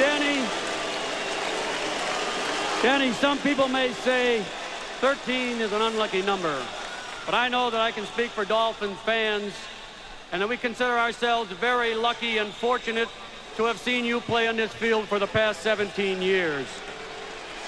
Danny, your skill, your professionalism, and your competitiveness has earned you respect not just from your teammates and from the coaches, but from fans throughout the NFL.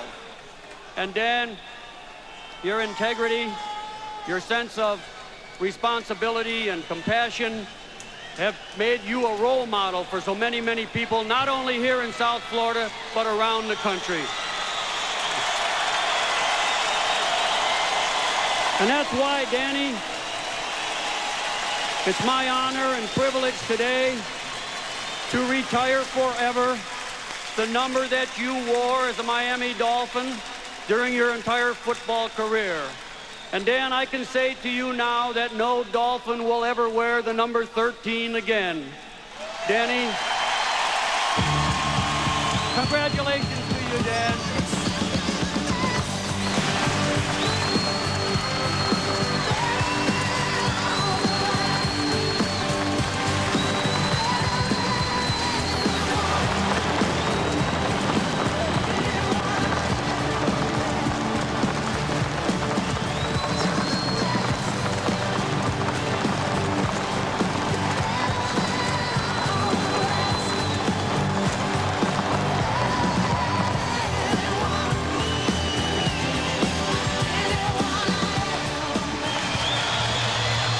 Thank you so much. It's been an incredible evening. I appreciate it. Thank you, Dolphin fans. It's been great.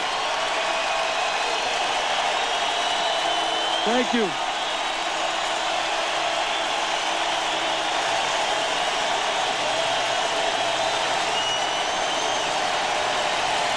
Thank you so much. It's an incredible evening for me to be inducted to the Dolphin Honor Roll here in the end zone and to be on the wall with so many other great Dolphins in the tradition. Great players like Bob Greasy, Coach Shula, the 72 undefeated team. Matt Moore, Nick Bonacani, Dwight Stevenson. It's a special honor for me. Thank you. And to know that the statue that was unveiled tonight will be out in front of the stadium where all you Dolphin fans can see. It's special for me and my family.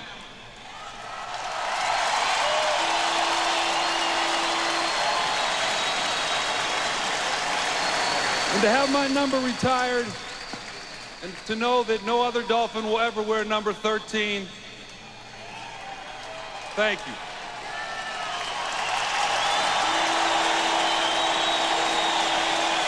I want to thank the Dolphin organization, Eddie Jones, all the people I've worked with over my 17 years, the coaches, staff members, everybody from the organization, thanks. To Joe Robbie, Tim Robbie, the Robbie family for bringing me here in 1983. To Wayne and Marty Huizinga for the great owners that they are and special friends. Thank you, Marty and Wayne. To Coach Shula. Coach Shula, thank you for the tremendous effect that you had on my career. Thank you. Not only did you help me as a player, but you helped me as a person. I'm very proud of the fact that Coach Shula and I have the longest winning record of any quarterback-coach combination in the history of football.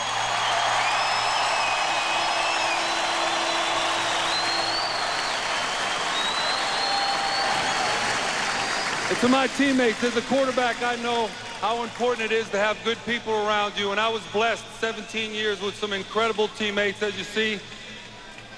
The Dolphin players that are here tonight, thank you so much to all the players I've played with over my 17 years. There are two players in particular that I want to thank that has made a special impact on my career. Mark Duper and Mark Clayton.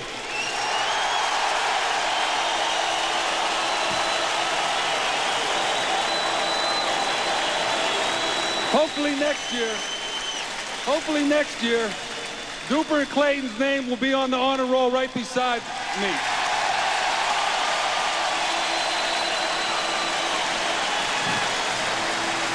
This is very special for me because my family has a chance to share it. My mother and dad are here down front with my sisters, their husbands. Mom, Dad, thank you so much for all your support over the years. I love you. To my wife, Claire, my kids, Nikki, Dano, Allie, Joey, Michael, Claire, thank you. I love you guys, and I appreciate it. Thank you.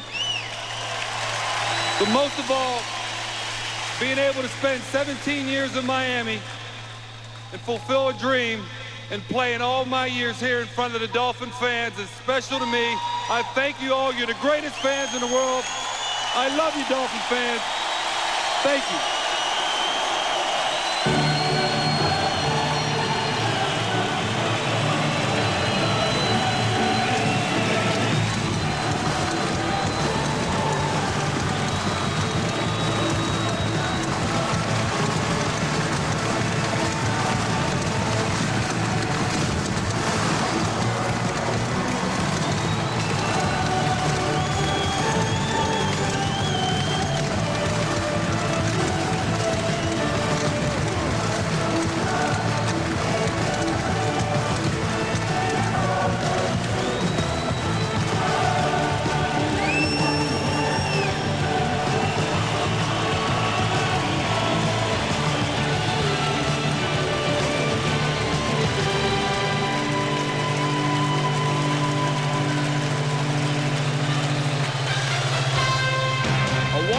Tribute to a brilliant player who showed us that what seemed to be impossible can actually be achieved.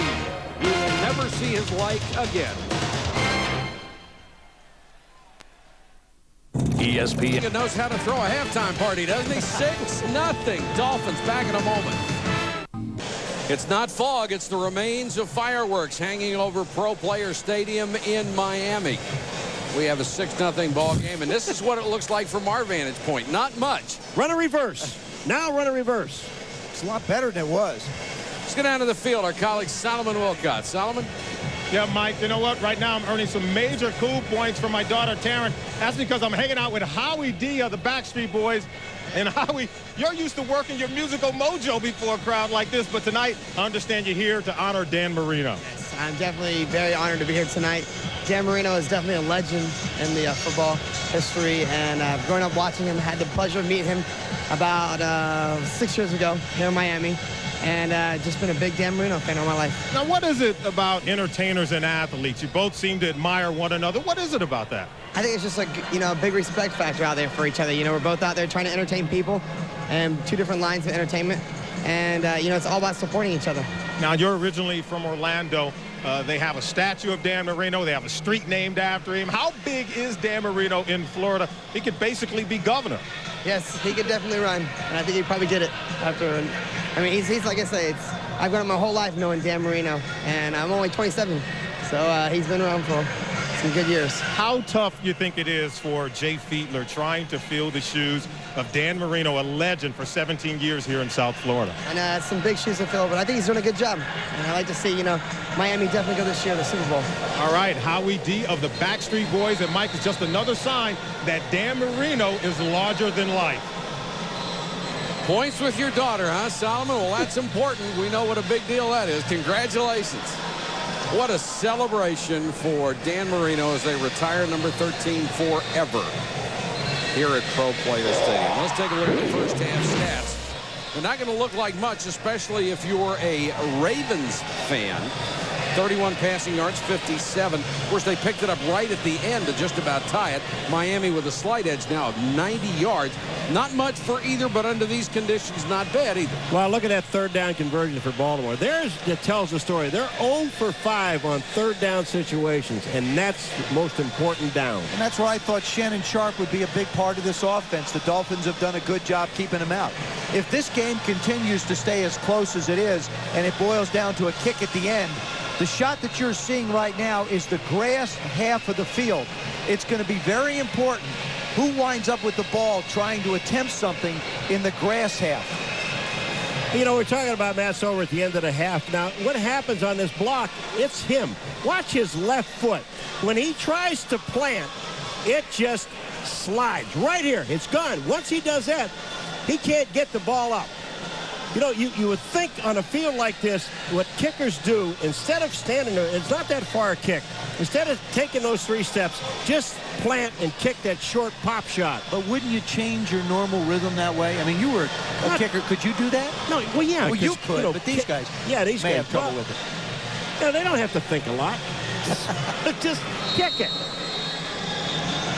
Baltimore will be going in that direction here in the third quarter as the Dolphins will get the football. Brock Marion is deep to return. Marion from the 10. Big return out across the 40. Feel like I'm at the Fog Bowl in Chicago. ESPN Sunday Night Football is brought to you by State Farm Insurance. Like a good neighbor, State Farm is there. By Gatorade Thirst Quencher. Gatorade, is it in you?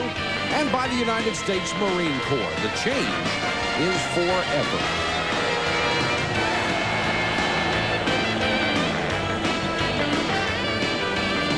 Miami, Florida, the rain has stopped as we got the remnants of the hurricane, which went up the west coast of the state. The rain just started again. I can't tell. I can barely see the field, let alone the rain. Lamar Smith.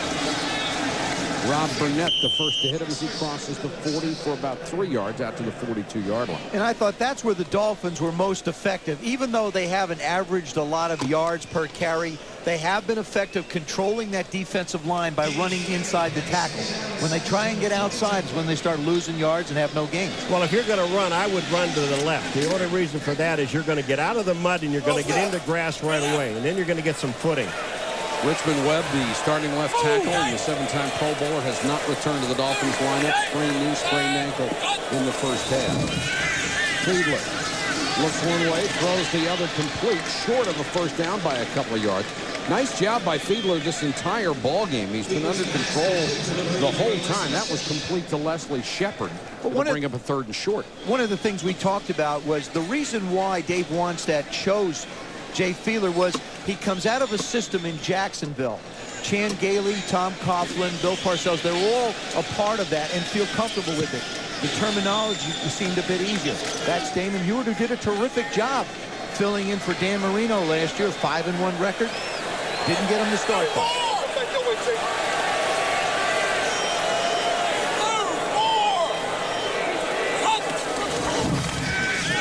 Tillman Thomas stays in the block. The pass complete, first down. Leslie Shepard with the nice catch, and then he is drilled at the 35-yard line. Rod Woodson got there late along with McAllister. Chris McAllister had no idea where he was.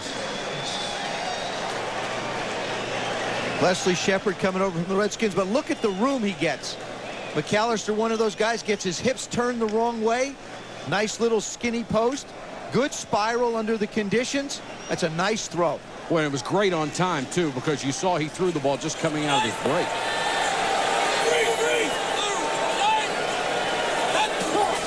Lamar Smith back in there, play action by Fiedler. Now he scrambles. Dumps it off. The catch made by Smith. Lamar Smith to the 7. Caught by Ray Lewis. Hey, you know, I saw Rich Gannon in the Oakland game today against Denver do the same thing. Didn't get a first down, but this one does. Lamar Smith, you talk about heads up, both by the quarterback, Fiedler, and Lamar Smith. You see Lamar Smith, number 26, he's just saying to him, just throw it up in the air. I've got it. That is an outstanding play. And Fiedler can scramble.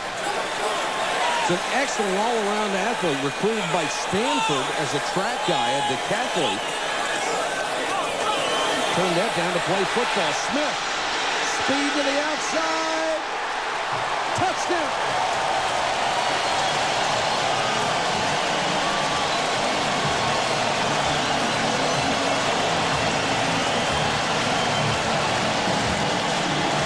This was all Lamar. What you see here is the ball is pitched so deep, Lamar Smith will start to his right. Now look at the flow of Baltimore. Take advantage. Baltimore wants to run and chase, but look at Jay Fiedler out front trying to block on Ray Lewis. Ray Lewis is in pursuit. Watch that on the left side of your screen. Look who comes in to try and make a play. That's the quarterback, Jay Fiedler. Against the #1 run defense in the National Football League. The point after is good by Olindo Mate. And the second rushing touchdown of the season for 7-year veteran Lamar Smith. When you're dressed like that, do you look in the mirror and say, hey, this works? Do you leave the house looking like that, or do you like put the costume in a trunk and dress in some gas station somewhere? Can you imagine leaving the house looking like that? Yeah. Not my house. 13-0. Mate to kick. Corey Harris on the return. Pinned in, dropped at the 22.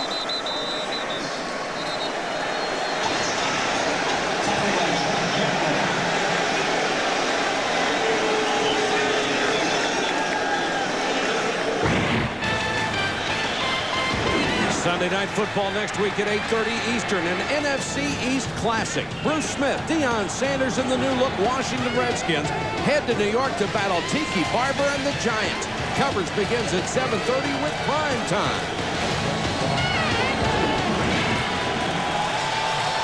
The Redskins, of course, play tomorrow night at home against the Dallas Cowboys. If they win that one, our game next week will be for first place in the NFC East, as the Giants are undefeated. Priest Holmes deep in the eye. He'll get the toss. Holmes, nice cut. Zach Thomas has him by the ankles, but he reaches the 35, first down. There's plenty of time for the Ravens to be able to continue to try and use a balanced attack. Remember last week, they were down a bunch to the Jacksonville Jaguars and managed to come back. They haven't put two good halves together. They certainly haven't seen one in the first half tonight. Brian Billick would like to see his team take the lesson from last week and apply it tonight. Tony Banks comes to the line. He's 8 out of 15 tonight for 61 yards and an interception. Last week he had 5 touchdown passes in the second half alone to lead the comeback. You know what's amazing about these two defenses when you watch them, and I know the Miami Dolphins just went down and scored, but when you look, we talked about the quickness of the Miami Dolphins, and man, can they get to the ball. I want to show you what's a key. See the safeties? The safeties are back here in run support. That means that Zach Thomas is going to have to flow all the time to try and be the run stopper. That's very critical. If the linebackers can control the run, then the wide receivers won't get a chance to get the ball. Been the leading tackler ever since he arrived in Miami. Priest Holmes Runs right into Zach Thomas, or check it, Jamal Lewis. Runs right into him and Kenny Mixon. I remember what Brian Billick said last night as well. His offensive line said, Coach, we want to run the football. The way the Dolphins play their defense, it's very simple. As a matter of fact, they described it as vanilla. The offensive line is going to know where they are. It's just a question of going out and muscling them out. They have not been able to do that tonight. It becomes mano on mano. You may know where they are, but you haven't beaten them yet. 3 wide receivers set on 3rd and 4.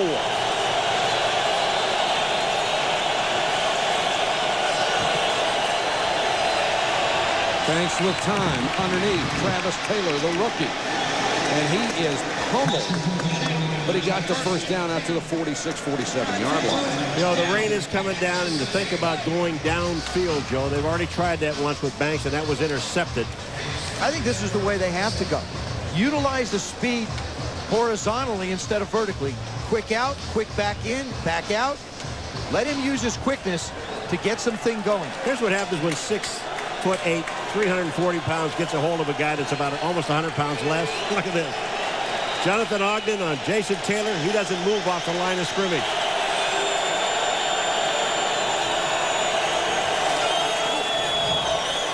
Lewis cuts it outside. Lewis finally dragged down by Brian Walker. 17-yard run.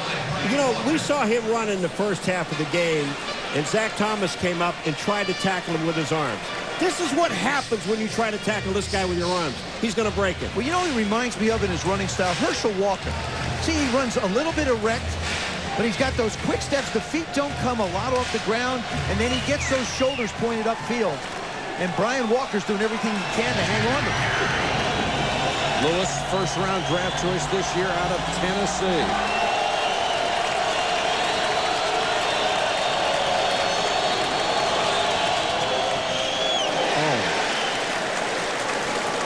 May have tripped over his own blocker and then was buried. What happens is now we have entered that section of the field where the footing will be bad for everyone. In particular, where the ball is placed, the left side of the offensive line. They're the ones that are going to have to try and generate some power, and it's not going to be easy. This is muck. This is not mud. It's fallen into the category of muck. I think if you're going to run, you're going to have to run right. Well, the problem is, Joe, the right side is the short side of the field. Priest Holmes back in the tailback. Banks with time. Has this one complete to Shannon Sharp inside the 15. Oh, did he get a wicked block downfield? Patrick Johnson came over and just cleaned somebody out.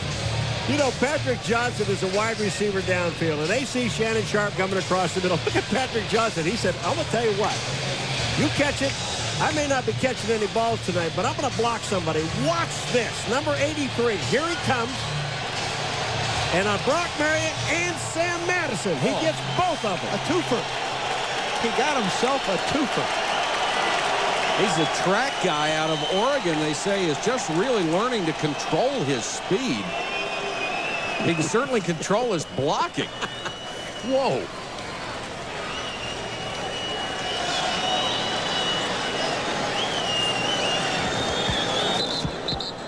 And Brock Marion slow to get up on the sideline. And you can understand why.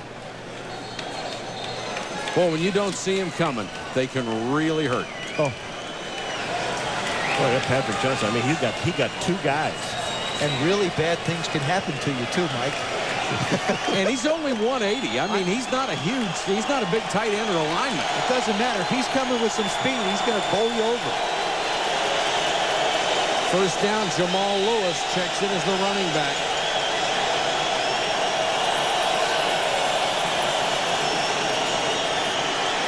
Banks underneath. Complete down to about the 7 to Sharp, and Zach Thomas was right there. You know, Zach Thomas is really getting tired of this. He wants to just defend against the run. He's getting sick and tired of chasing deep tight ends and running backs around. There's Shannon coming across the formation. Zach slips just so slightly, but then has to chase Shannon down and make the tackle. He wants to go up against a team that just tries to pound him. 2nd and 6, the best drive for the Ravens tonight, right when they needed it, down 13-0. Give it up the middle line, but Dejo, the fullback, to the goal line. If they're inside the 1, it would be a first down. They're inside the 1. Only his 3rd carry of the year and a critical one at that time. We got the ump cam. You're talking about Zach Thomas wants him to run? All right, Joe. We're going to give it to you. Look at the block here on Zach Thomas. That is excellent. That's Jeff Mitchell, the center, who gets number 60, who gets down in on Zach, and they pick up the first down. The goal of that offensive line is always to keep the blockers off the middle linebacker in particular. That time they couldn't do it. I wouldn't do anything fancy. Just go straight up the middle. And Banks wants a timeout on 1st and goal inside the 1. Wants to get it right with 5:13 to go in the quarter. Ravens driving down by 13. 1st and goal inside the 1. Of their last 24 touchdowns, only 1 has come on the ground. In the first half, 26 plays for 88 yards. This drive has nearly matched it. I think if you're going to run, you're going to run left behind Jonathan Ogden, number 75. Banks on the roll, sacked at the 11. Brian Walker, the strong safety. He was trying to go to Ben Coates, and Trace Armstrong winds up going back in coverage. I mean, this is really incredible. Watch Brian Walker. He does not take the fake. There's no place to move, and you're absolutely right. Ben Coates is on the outside, number 81, and he was covered by the defensive end, Trace Armstrong, and he had him covered in the end zone. A great play by Walker. He didn't buy the fake at all. His job was to get Banks. Now they're taking their 2nd timeout. That's 2 timeouts in the last 3 plays for the Ravens. After the sack, 2nd and goal from just inside the 10. Miami's defense. They've given up only 13 points in 3 games. The Ravens down by 13.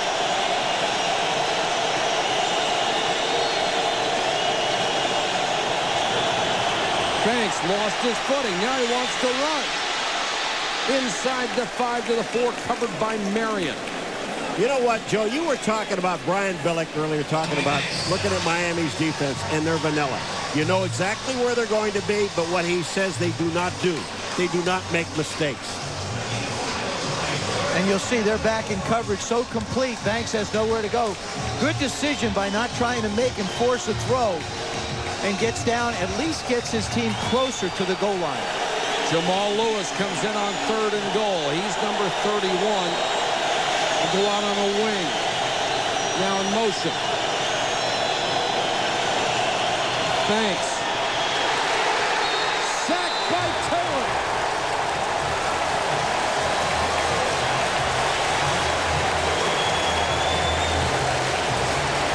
They ran Jamal Lewis in motion, and they brought him back to block on the backside. And that's the backside of Banks. Look at the coverage. You can see he has nowhere to go up top. They're trying to bring Taylor down. Now you're down on the other side. Sam Madison's not going to let anything happen. There he is. Got to pull it down, and Jason Taylor wraps him up. Stover, again, will have to kick off the mud. He had one blocked earlier. This time he puts it through. See what he did? He took one step. Matt Stover with a field goal. They've cut the lead to 10. That's provided by the Yahoo Sports aerial cam high above Pro Players Stadium. When it's not raining, it's gorgeous. Those bands come in. This is a guy, he heard the weather forecast, and he is ready for anything. Brock Marion. cut down at the 20. 3:03 to go, third quarter. Miami up 13-3. Sports Center, Linda Cohn and Dan Patrick will bring you up to date on the day in sports. The top stories, the NFL Blitz, the battle of the unbeatens, our Sunday conversation with a high-flying Jet, and plays of the week. 3:03 to go. Third quarter. Miami with the ball on its own 20, leading by 10. Lamar Smith will get about 3. Ray Lewis, of course, has had a topsy-turvy year, charged with double murder after a Super Bowl post-party incident. 2 men were stabbed to death. He eventually pled guilty for a misdemeanor for withholding information from police, and it became clear that he had no part in the men's death. But he was fined $250,000 by Commissioner Paul Tagliabue. He is appealing. That appeal will be heard next week. He is just grateful to be thinking about nothing but football. Fiedler dumps it to Smith. Not an easy catch under the conditions. This screen somewhat amazes me. It's really almost an inline screen. When you throw screens, you try and get the back away from the line of scrimmage a little bit. This is one where he makes the fake to him. You'll see it. Makes the fake. Now watch the right part of your screen. That ball is right there, right in the middle of all that traffic. Fiedler manages to find him, and it's just like an extended handoff, letting him run up the middle. J.J. Johnson checks in for the first time and running back for the Dolphins. He's number 32.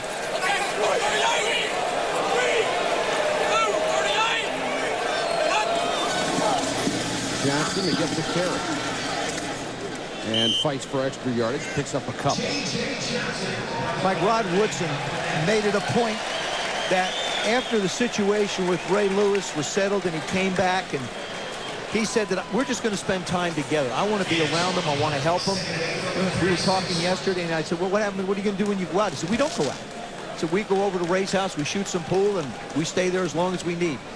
Rod Woodson and Shannon Sharp have been great support systems, really mentors for Ray Lewis. So is the entire organization. They backed him all the way. Yeah, they did. For Martin Odell on down. Smith back in. He has run very hard tonight. Only gets 2 on that carry. The Dolphins doing 2 things here. They're working on the clock, trying to keep the running game going, keep the ball away from the Ravens. And one of the things we're talking about Ray Lewis, you know, a $250,000 fine. Now, they're going to hear this Tuesday, but he's going to be on a conference call to talking to the commissioner.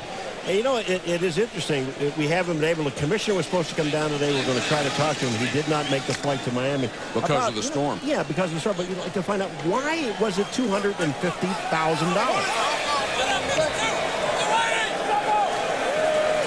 3rd and 6 for Miami. Time running out here in the 3rd quarter. Fiedler to Thurman Thomas. First down. Mr. Clutch. And that will be the final play of the 3rd quarter. The Dolphins trying to do their part to celebrate Dan Marino night. They lead it 13-3. We're back at Pro Player Stadium. The Dolphins leading the Ravens 13-3. 15 minutes to go in this ball game. And we have been joined by the legend himself. Dan Marino has come up to the booth. You know, when you look at all the things you have done, this night is so special for you. It's incredible, especially to have my family there and the kids and my mother and dad and everybody. And just the relationship I've had with this community over 17 years has been incredible. And just it's great for the fans and everybody. When I saw you on the stage, you were a mess. I was a mess. Well, I was a mess, and I got it together there at the You end. should have put your hands like underneath, you know, the center. Get a center up there where you felt comfortable. No. You're really enjoying this retirement, aren't you? It's okay. You know, it's tough watching the game sometimes because you feel like you could still be out there and play, but, you know, you don't do it. Dolphins have a 1st and 10 from their own 48. Play action by Fiedler. Caught at the sideline. That'll pick up 25 yards. Shannon Sharp for the 10. Jed Weaver I saw 82 and thought about sharp. Weaver makes only his second catch of the season, and a huge one it was. Everything that Jay Fiedler is doing is coming off the play action. Watch this throw. The rain has stopped. Nice toss. As Weaver starts to move up the field, Ray Lewis tries to make the play. Can't get to him, and he gets it on down to the 11-yard line. Looked like the touch of a Dan Marino on that one, didn't it? Thank you, Joe. I mean, he just stood in the pocket so perfectly and just laid that thing out. It was a great throw. Back to the ground, Smith reversing his field. Fiedler trying to throw him a block and did. And then Sharper cuts him down at the 8. Now, I will say this. That was not a Dan Marino. It was an block. I would never block. I would have done that. All right, look at Jay Fiedler now. This is Kim Herring, who is out on the outside. And all Fiedler is doing is he's watching Lamar Smith. Watch this. He hands him the ball. Now he sees Lamar on the outside. There's no place to go. Watch who comes into the picture. Number 9. Kim Herring. He knocks him down. You're right, Dan. I've never seen you Were do you that. ever tempted to throw a block? Oh, yeah, I've thrown a few blocks. That's the way. So why are you giving me a hard time? He's getting mad. He's getting mad. It's his retirement party. Giving me a hard time. Just asking. Fiedler. A lot of time. Smith in the flat. Touchdown. Great play.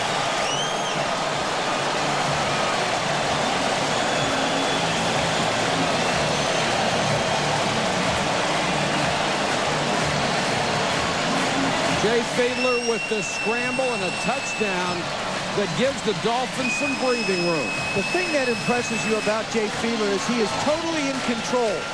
The play doesn't open up. He looks to see if he can run, and he says, you know, Lamar Smith looks like he's got a little bit better shot at getting in the end zone. This is from the ump cam. You see him scramble to the right. He didn't cross the line of scrimmage. You'll notice how he went parallel, winds up dumping it off for the touchdown. Fiedler has hit his last 8 and is now 11 out of 16. The extra point off that mud infield is no good. But Lamar Smith gets the 6, and the Dolphins are in control. 19-13, Ravens on top. How about the block, Paul? Guess who blocks this kick? Gee, I don't know. Take a number. Is it a Raven? No, it's a striped shirt. Watch this. Right in the official's face. He hit him right in the head. Now here's the ump cam. Here comes the ball. Oh, yeah. How about that one? That's ump cam. That is a cameraman selling out. You said you felt like that before your cup of coffee in the morning? Sometimes that pounding headache. Mate to kick. Harris from the 11. Cut down at the 30.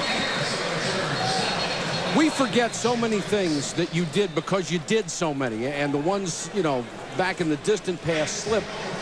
People don't think of you as being as durable as you were. If it weren't for the 3 replacement games, you would still hold the record for quarterback durability. Yeah, that's 145. Yeah, but we went on strike those years, and so the record doesn't count. But that's all right. Is that something? Something I was very proud of. I was just to say, so many records you have. Is that one of the things that's very up there? proud. You know what? Because if your team can count on you each and every week to line up and play a game, I mean that's special in the quarterback position because you know they need you out there every week.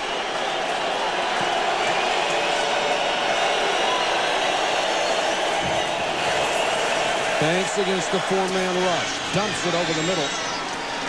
That'll pick up about 6. Here are the numbers on Dan Marino and that remarkable durability. Started 60 straight, then the 3 replacement games, which breaks the record. I don't know why, but it does. And then all those other games after. That's just a remarkable record. Brett Favre still less than 40 now behind you, but 40's a long way to go. Yeah, well, Brett's a very durable guy and a great quarterback.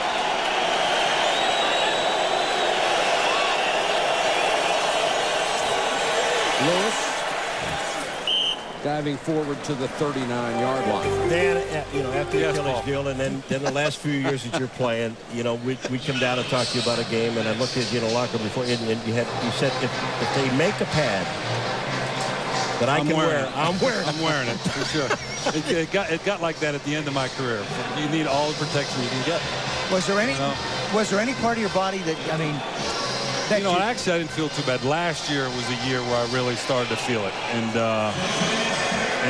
when I had my neck injury, when my arm went weak, I couldn't throw. I lost the feeling in the arm. It was tough. And last year was the year where the injuries really built up on me. You could have never been a backup, could you? No. I didn't think so. Banks on 3rd and a yard, throws and gets the first down to keep the drive alive. It was an honor for us to be here tonight with you. Very special. Thank you so much. Thank you, guys. I appreciate it. Thanks for good luck. being here. It was special for me from 1984 to now. Thank you. I saw it in the beginning. Little did I know Right. it would be what it was. But Dan, you're a credit to the profession. You're a credit to the guys that play this game. And as a former fellow quarterback, you set a barometer of excellence that we could all just stand and admire. And whenever we drive here, we'll see the statue of you too, so we can wave. You can drive down the street too. And you're okay. Thanks, guys. Thanks, Dan. Flag is down on the play as the Ravens keep trying to get it going, and Ian Badejo all the way to the 30. Now we'll have to check out the penalty.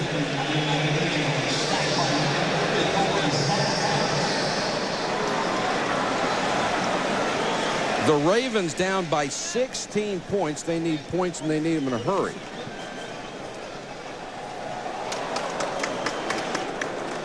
This is a personal foul, face mask, and I would imagine they tacked this on at the end. Personal foul. Face mask. 15 yards at correction at the distance. First down.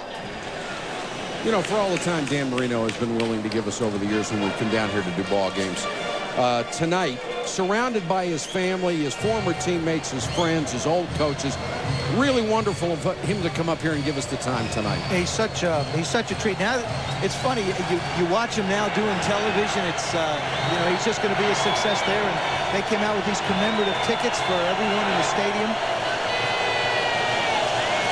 Well, tonight I'll never forget. I know that. Banks trying to get the Ravens back in it. Lewis slipped a little bit and then swallowed up by Bowens, the 320-pound defensive tackle. You know, the one thing about Dan Marino that is really special when you see him, and I've known him for so long, Joe and Mike, is that, you know, you can talk about all the things that he did on the field, all the records that he either owns or is tied. But the things that he has done for this community in Miami is above and beyond. Up there on the Ring of Honor.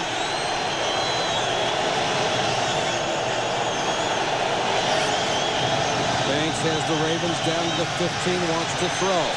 To the end zone, overthrew Sharp. Had a half a step, couldn't hit him. He had Sharp open. You can see the look on Tony's face. That's where they want to work. Greg Jeffries, the safety, has him. He releases up inside. This is something that Tony has been working on with Brian Billick and Matt Cavanaugh, the offensive coordinator, trying to get enough air under the ball and be able to still have it turn over and land in the catchable for the tight end. Ryan Billick laid it on the line this season. He says, we'll go as far as how far Tony Banks takes us. Right now, he's trying to get him into the end zone and cut into that 16-point lead. Banks throws underneath, bobbled and dropped right in the hands of Lewis.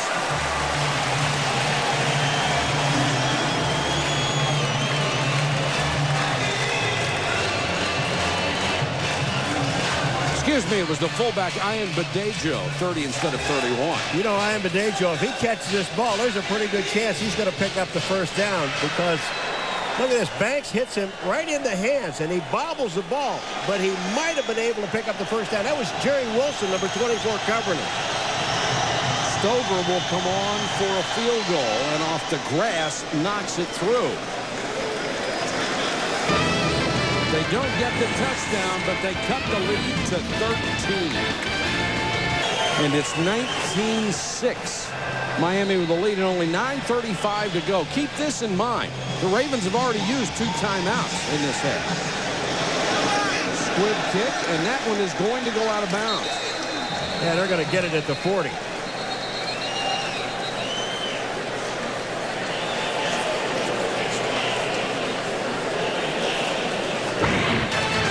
Monday Night Countdown tomorrow night at 7:30 Eastern. Mike Tirico and the gang review Sunday's top stories and preview the Monday night matchup.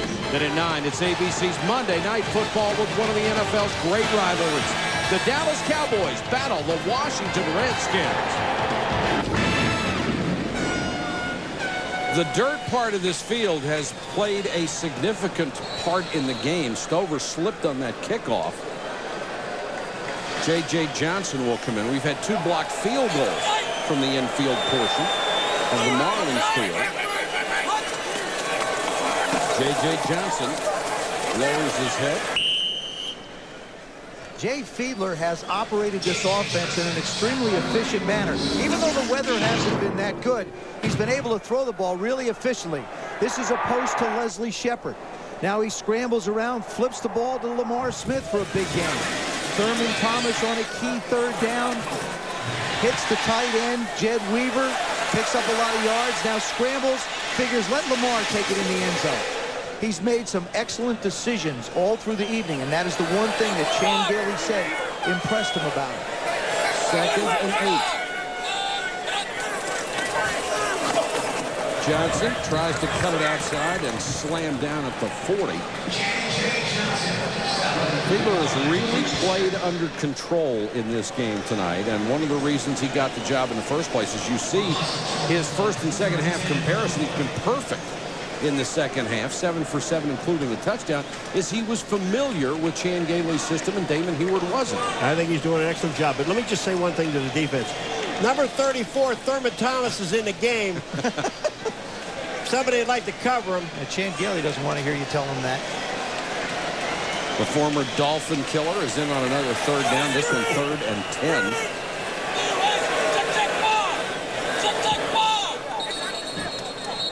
Delay a game. One of the adjustments that Chan Gailey made. One of the adjustments that Chan Gailey made was against Minnesota last week. They blitzed so much they weren't able to get Thurman out in the pass routes. He said they made some adjustments with their blocking up front to be able to allow Thurman to get out in key situations, and he's done it all night tonight for Chan Gailey. What they did last time is they were faking a blitz with number 35, Robert Bailey, which would hold Thurman Thomas into the backfield. Look at the numbers. Thurman Thomas against the Dolphins when he was with Buffalo. Most of any player that had ever played against him. Direct snap, it appeared to Thomas, and he picks up about 11. Yeah, well, if they didn't get the penalty, he'd have picked up the 1st down. I mean, it's 3rd down. They're going to get the ball to Thurman Thomas. There's no big secret here. Buffalo did it for years, and here's Miami. This was a direct snap to Thurman Thomas, and look at this run. He picks up 11 yards on the play. Pretty good job by Fiedler to carry out the fake. Miami will be forced to punt the first time this half. Matt Turk to kick to Jermaine Lewis.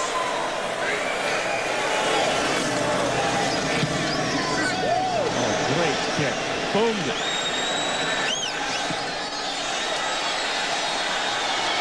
And they can't quite down. It goes into the end zone. A 54-yard punt. Turk was almost perfect on that one. 6:41 to go. The Ravens need 2 touchdowns. And we'll have the plays of the week for you. London Dan standing by. Baltimore takes over at its own 20.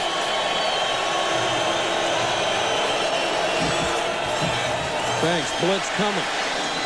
Unloads and got the 1st down to Patrick Johnson. They're going to be in a hurry-up mode because they need 2 touchdowns. They also have to hurry up and get out of this mud and muck and mire that they're slopping around in. They've got to try and get up in a place where they can use some of the speed that they have on the outside and work the middle of the football field with Shannon Sharp. And Ben Coates is checked into the ball game, so they'll go with 2 tight ends. Coates, one of the best ever over the middle. Sharp is the motion man. Banks with time, throws, and that one is caught by Johnson. Walker was right there. It's a gain of 9. This was a super throw. Tony Banks had to fire this ball in, and he had a very small space to get it into, and he got it to Patrick Johnson. He fires this thing. Patrick Johnson does a nice job of getting away from Surtain. Now Walker's closing, but he manages to get the ball out in a hurry.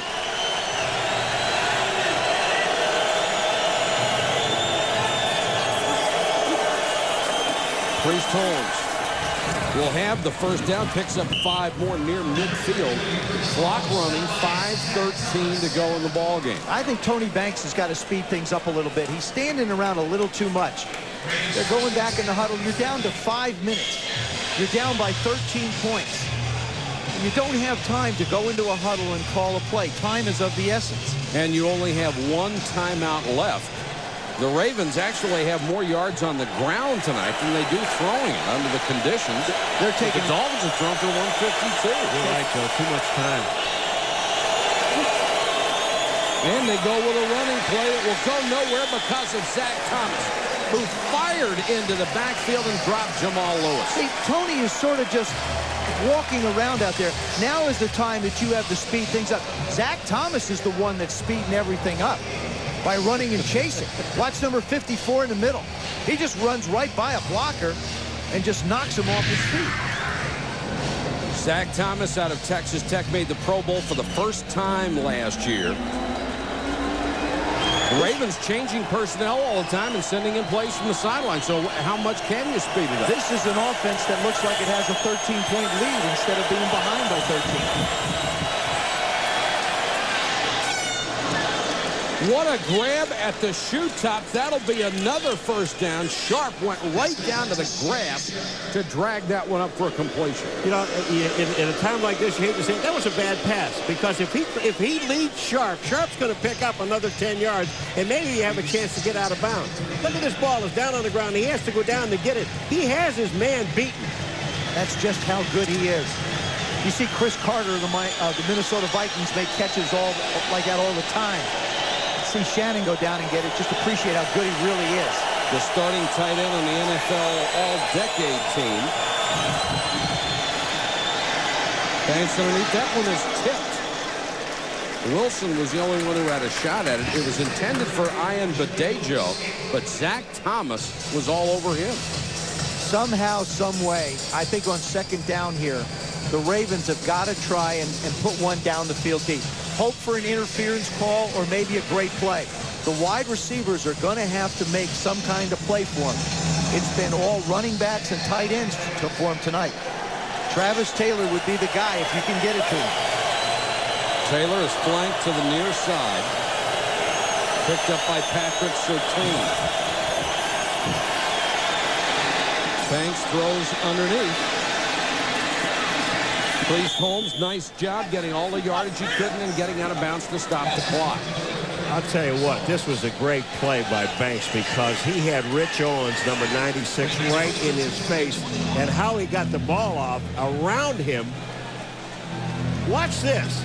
You want to see a great throw. Look at here. Now look at 96. That's Rich Owens. Look at Banks. Look at this throw he makes over top of him and completes the ball to Priest Holmes. 3:04 to go in the game. The Ravens need 2 touchdowns. Down by 13.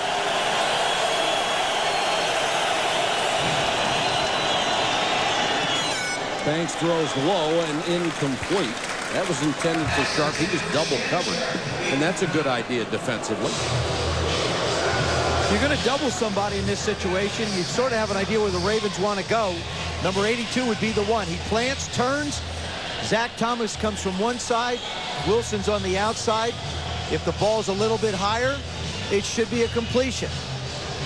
Actually, Shannon can make catches like that, too. I think you've got to take 3 shots at the end zone, because you don't have time. You're at 2:59 and 1 timeout. You've got to get it in now.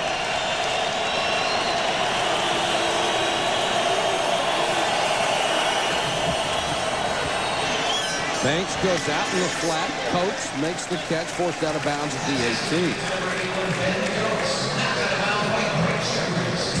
And the Dolphins will give you, I will say that 2 more of these. One of the things that Brian wanted Tony to work on was hitting the underneath coverage. If it's there, you've got to take it. The disciplines have worked out, but there comes a point in the game where the coach has got to give you a shot at trying to get the ball, as you mentioned, Paul, into the end zone. The wide receivers have made only 2 catches for the Ravens the entire night. Ryan Badejo, the single setback. Thanks to run. Jason Taylor got him from behind. He'll be shy of a first down. Boy, does that show you some speed? Jason Taylor's been in this game most of the night. He's a defensive end, and he runs down the quarterback. Look at Jason Taylor. He really doesn't look like he's breathing hard. He's smiling. You know, when you make a play like that, you feel a lot better. A very athletic quarterback as well. He really is. He went down on the ground at 2:44. Right now, there's 2:20 left. 4th down. 2 yards to go.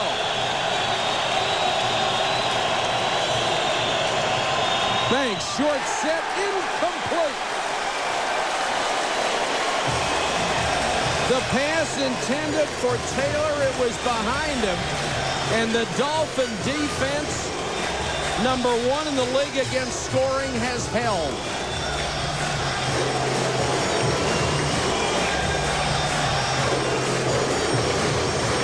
The Ravens 2-0 for the first time in their history.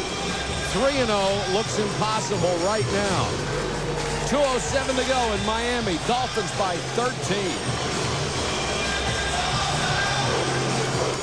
Beautiful overhead shots provided by the Yahoo Sports aerial cam high above Pro Player Stadium.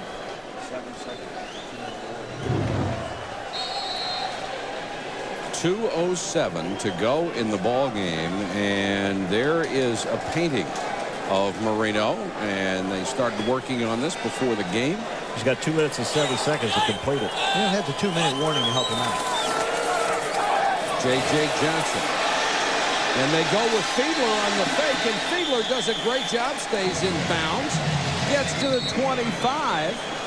And we have reached the 2-minute warning at 1:57. Back in a moment. To go here. On a night where they retired Dan Marino's jersey, number 13 will never be worn by another Dolphin player. And it shouldn't. Because no one could ever do it justice. All Miami wants to do right now is work on the clock. J.J. Johnson. Flag is down.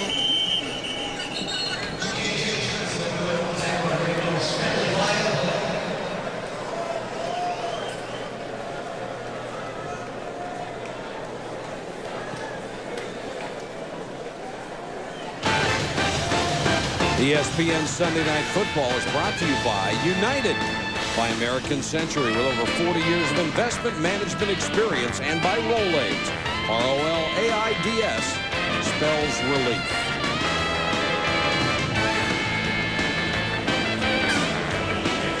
There's a motion penalty against Miami. It has been declined. But it does stop the clock. Yeah, to put a Rondé Gadsden in motion, and he goes in motion towards the line of scrimmage. Basically what it is for the Ravens is a free timeout. They still have one left. But one isn't enough. Johnson lowers his head, piles into Siragusa. You really have to, I think you really have to stop and appreciate the job Chan Gailey has done tonight. His 3 top receivers are out. They're developing a passing game. He's trying to put in a new system. He's got a quarterback who's sort of familiar with it. And like he described it, we're still working on the basics. There's nothing fancy. He likes 4 wides, he likes 5 wides, but he doesn't have the people to do it. O.J. McDuffie probably due back after their bye in about 3 weeks. Lamar Thomas gone for the year with a hip. Tony Martin is hurt tonight. You know, Chan said something that I thought really described the Miami Dolphins to a T. He said everyone has something to prove on this football team, coaches and players. Coach Wanstadt takes over. You got young guys playing now. You got a new quarterback. I just got to sit and think about yesterday talking to the Baltimore Ravens players, and all of them, the ones we talked to, including the coach. The Miami Dolphins play a vanilla defense. You know where they are. You know where they're going to be, and they don't make any mistakes. They play a vanilla offense. You know what they're going to do. They're going to line up. They're going to run play. And they did it. And some people might think of that as an insult, but it's not. It's a compliment. It's saying, you know where we're going to be every play. There's another marker down. You know where we're going to be every play. You got to come out and hit us in the mouth and beat us. You know, you got to love what they have done. And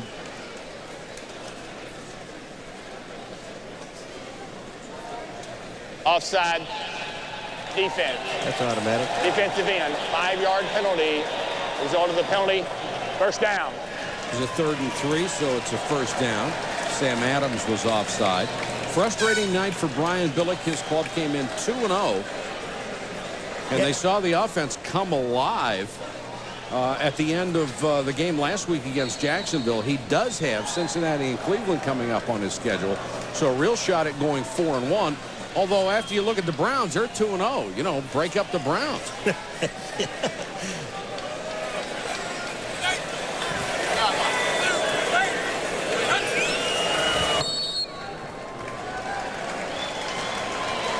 .133 and counting. It's all over but the shouting here, and the Dolphins will join a rather exclusive club. They have allowed 1 touchdown through 3 games. The 90 Raiders did it. The 80 Eagles did it. They went to the Super Bowl. The 62 Packers did it. They won the NFL championship. And the 19 points allowed by the Dolphins this year, the fewest by any NFL team through 3 games since the 80 Eagles gave up only 16 points. With that vanilla defense. And again, yeah, there's a ton of vanilla over there. Well, we talked about Chan Gailey on offense. How about Jim Bates, the jobs he's done as the new defensive coordinator? Very emotional coach who came over from Dallas for the chance to be a coordinator. He had been the linebacker coach, then the defensive line coach. And Dave Wanstead said we needed to have a good performance, especially early, to keep the crowd in it, so they didn't chant one more year for Dan Marino. He got his wish. His team and the fans stayed focused on this game. And the halftime celebration was relegated to halftime.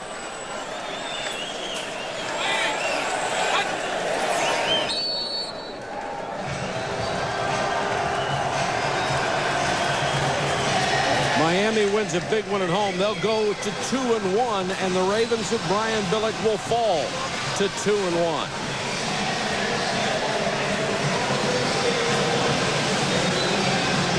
Our final score, Miami 19, Baltimore 6. SportsCenter's next. All the news, scores, and highlights for Joe Theismann, Paul McGuire, Solomon Wilcots, and our entire ESPN crew. This is Mike Patrick. Good night from Miami. This has been a presentation of ESPN, the worldwide leader in sports. We have witnessed the final chapter in the football life of a truly special player. For 17 seasons, Dan Marino meant everything to Miami. Tonight, his fans, friends, and family celebrated his brilliance. It's a moment number 13 will long remember for a career we will never forget.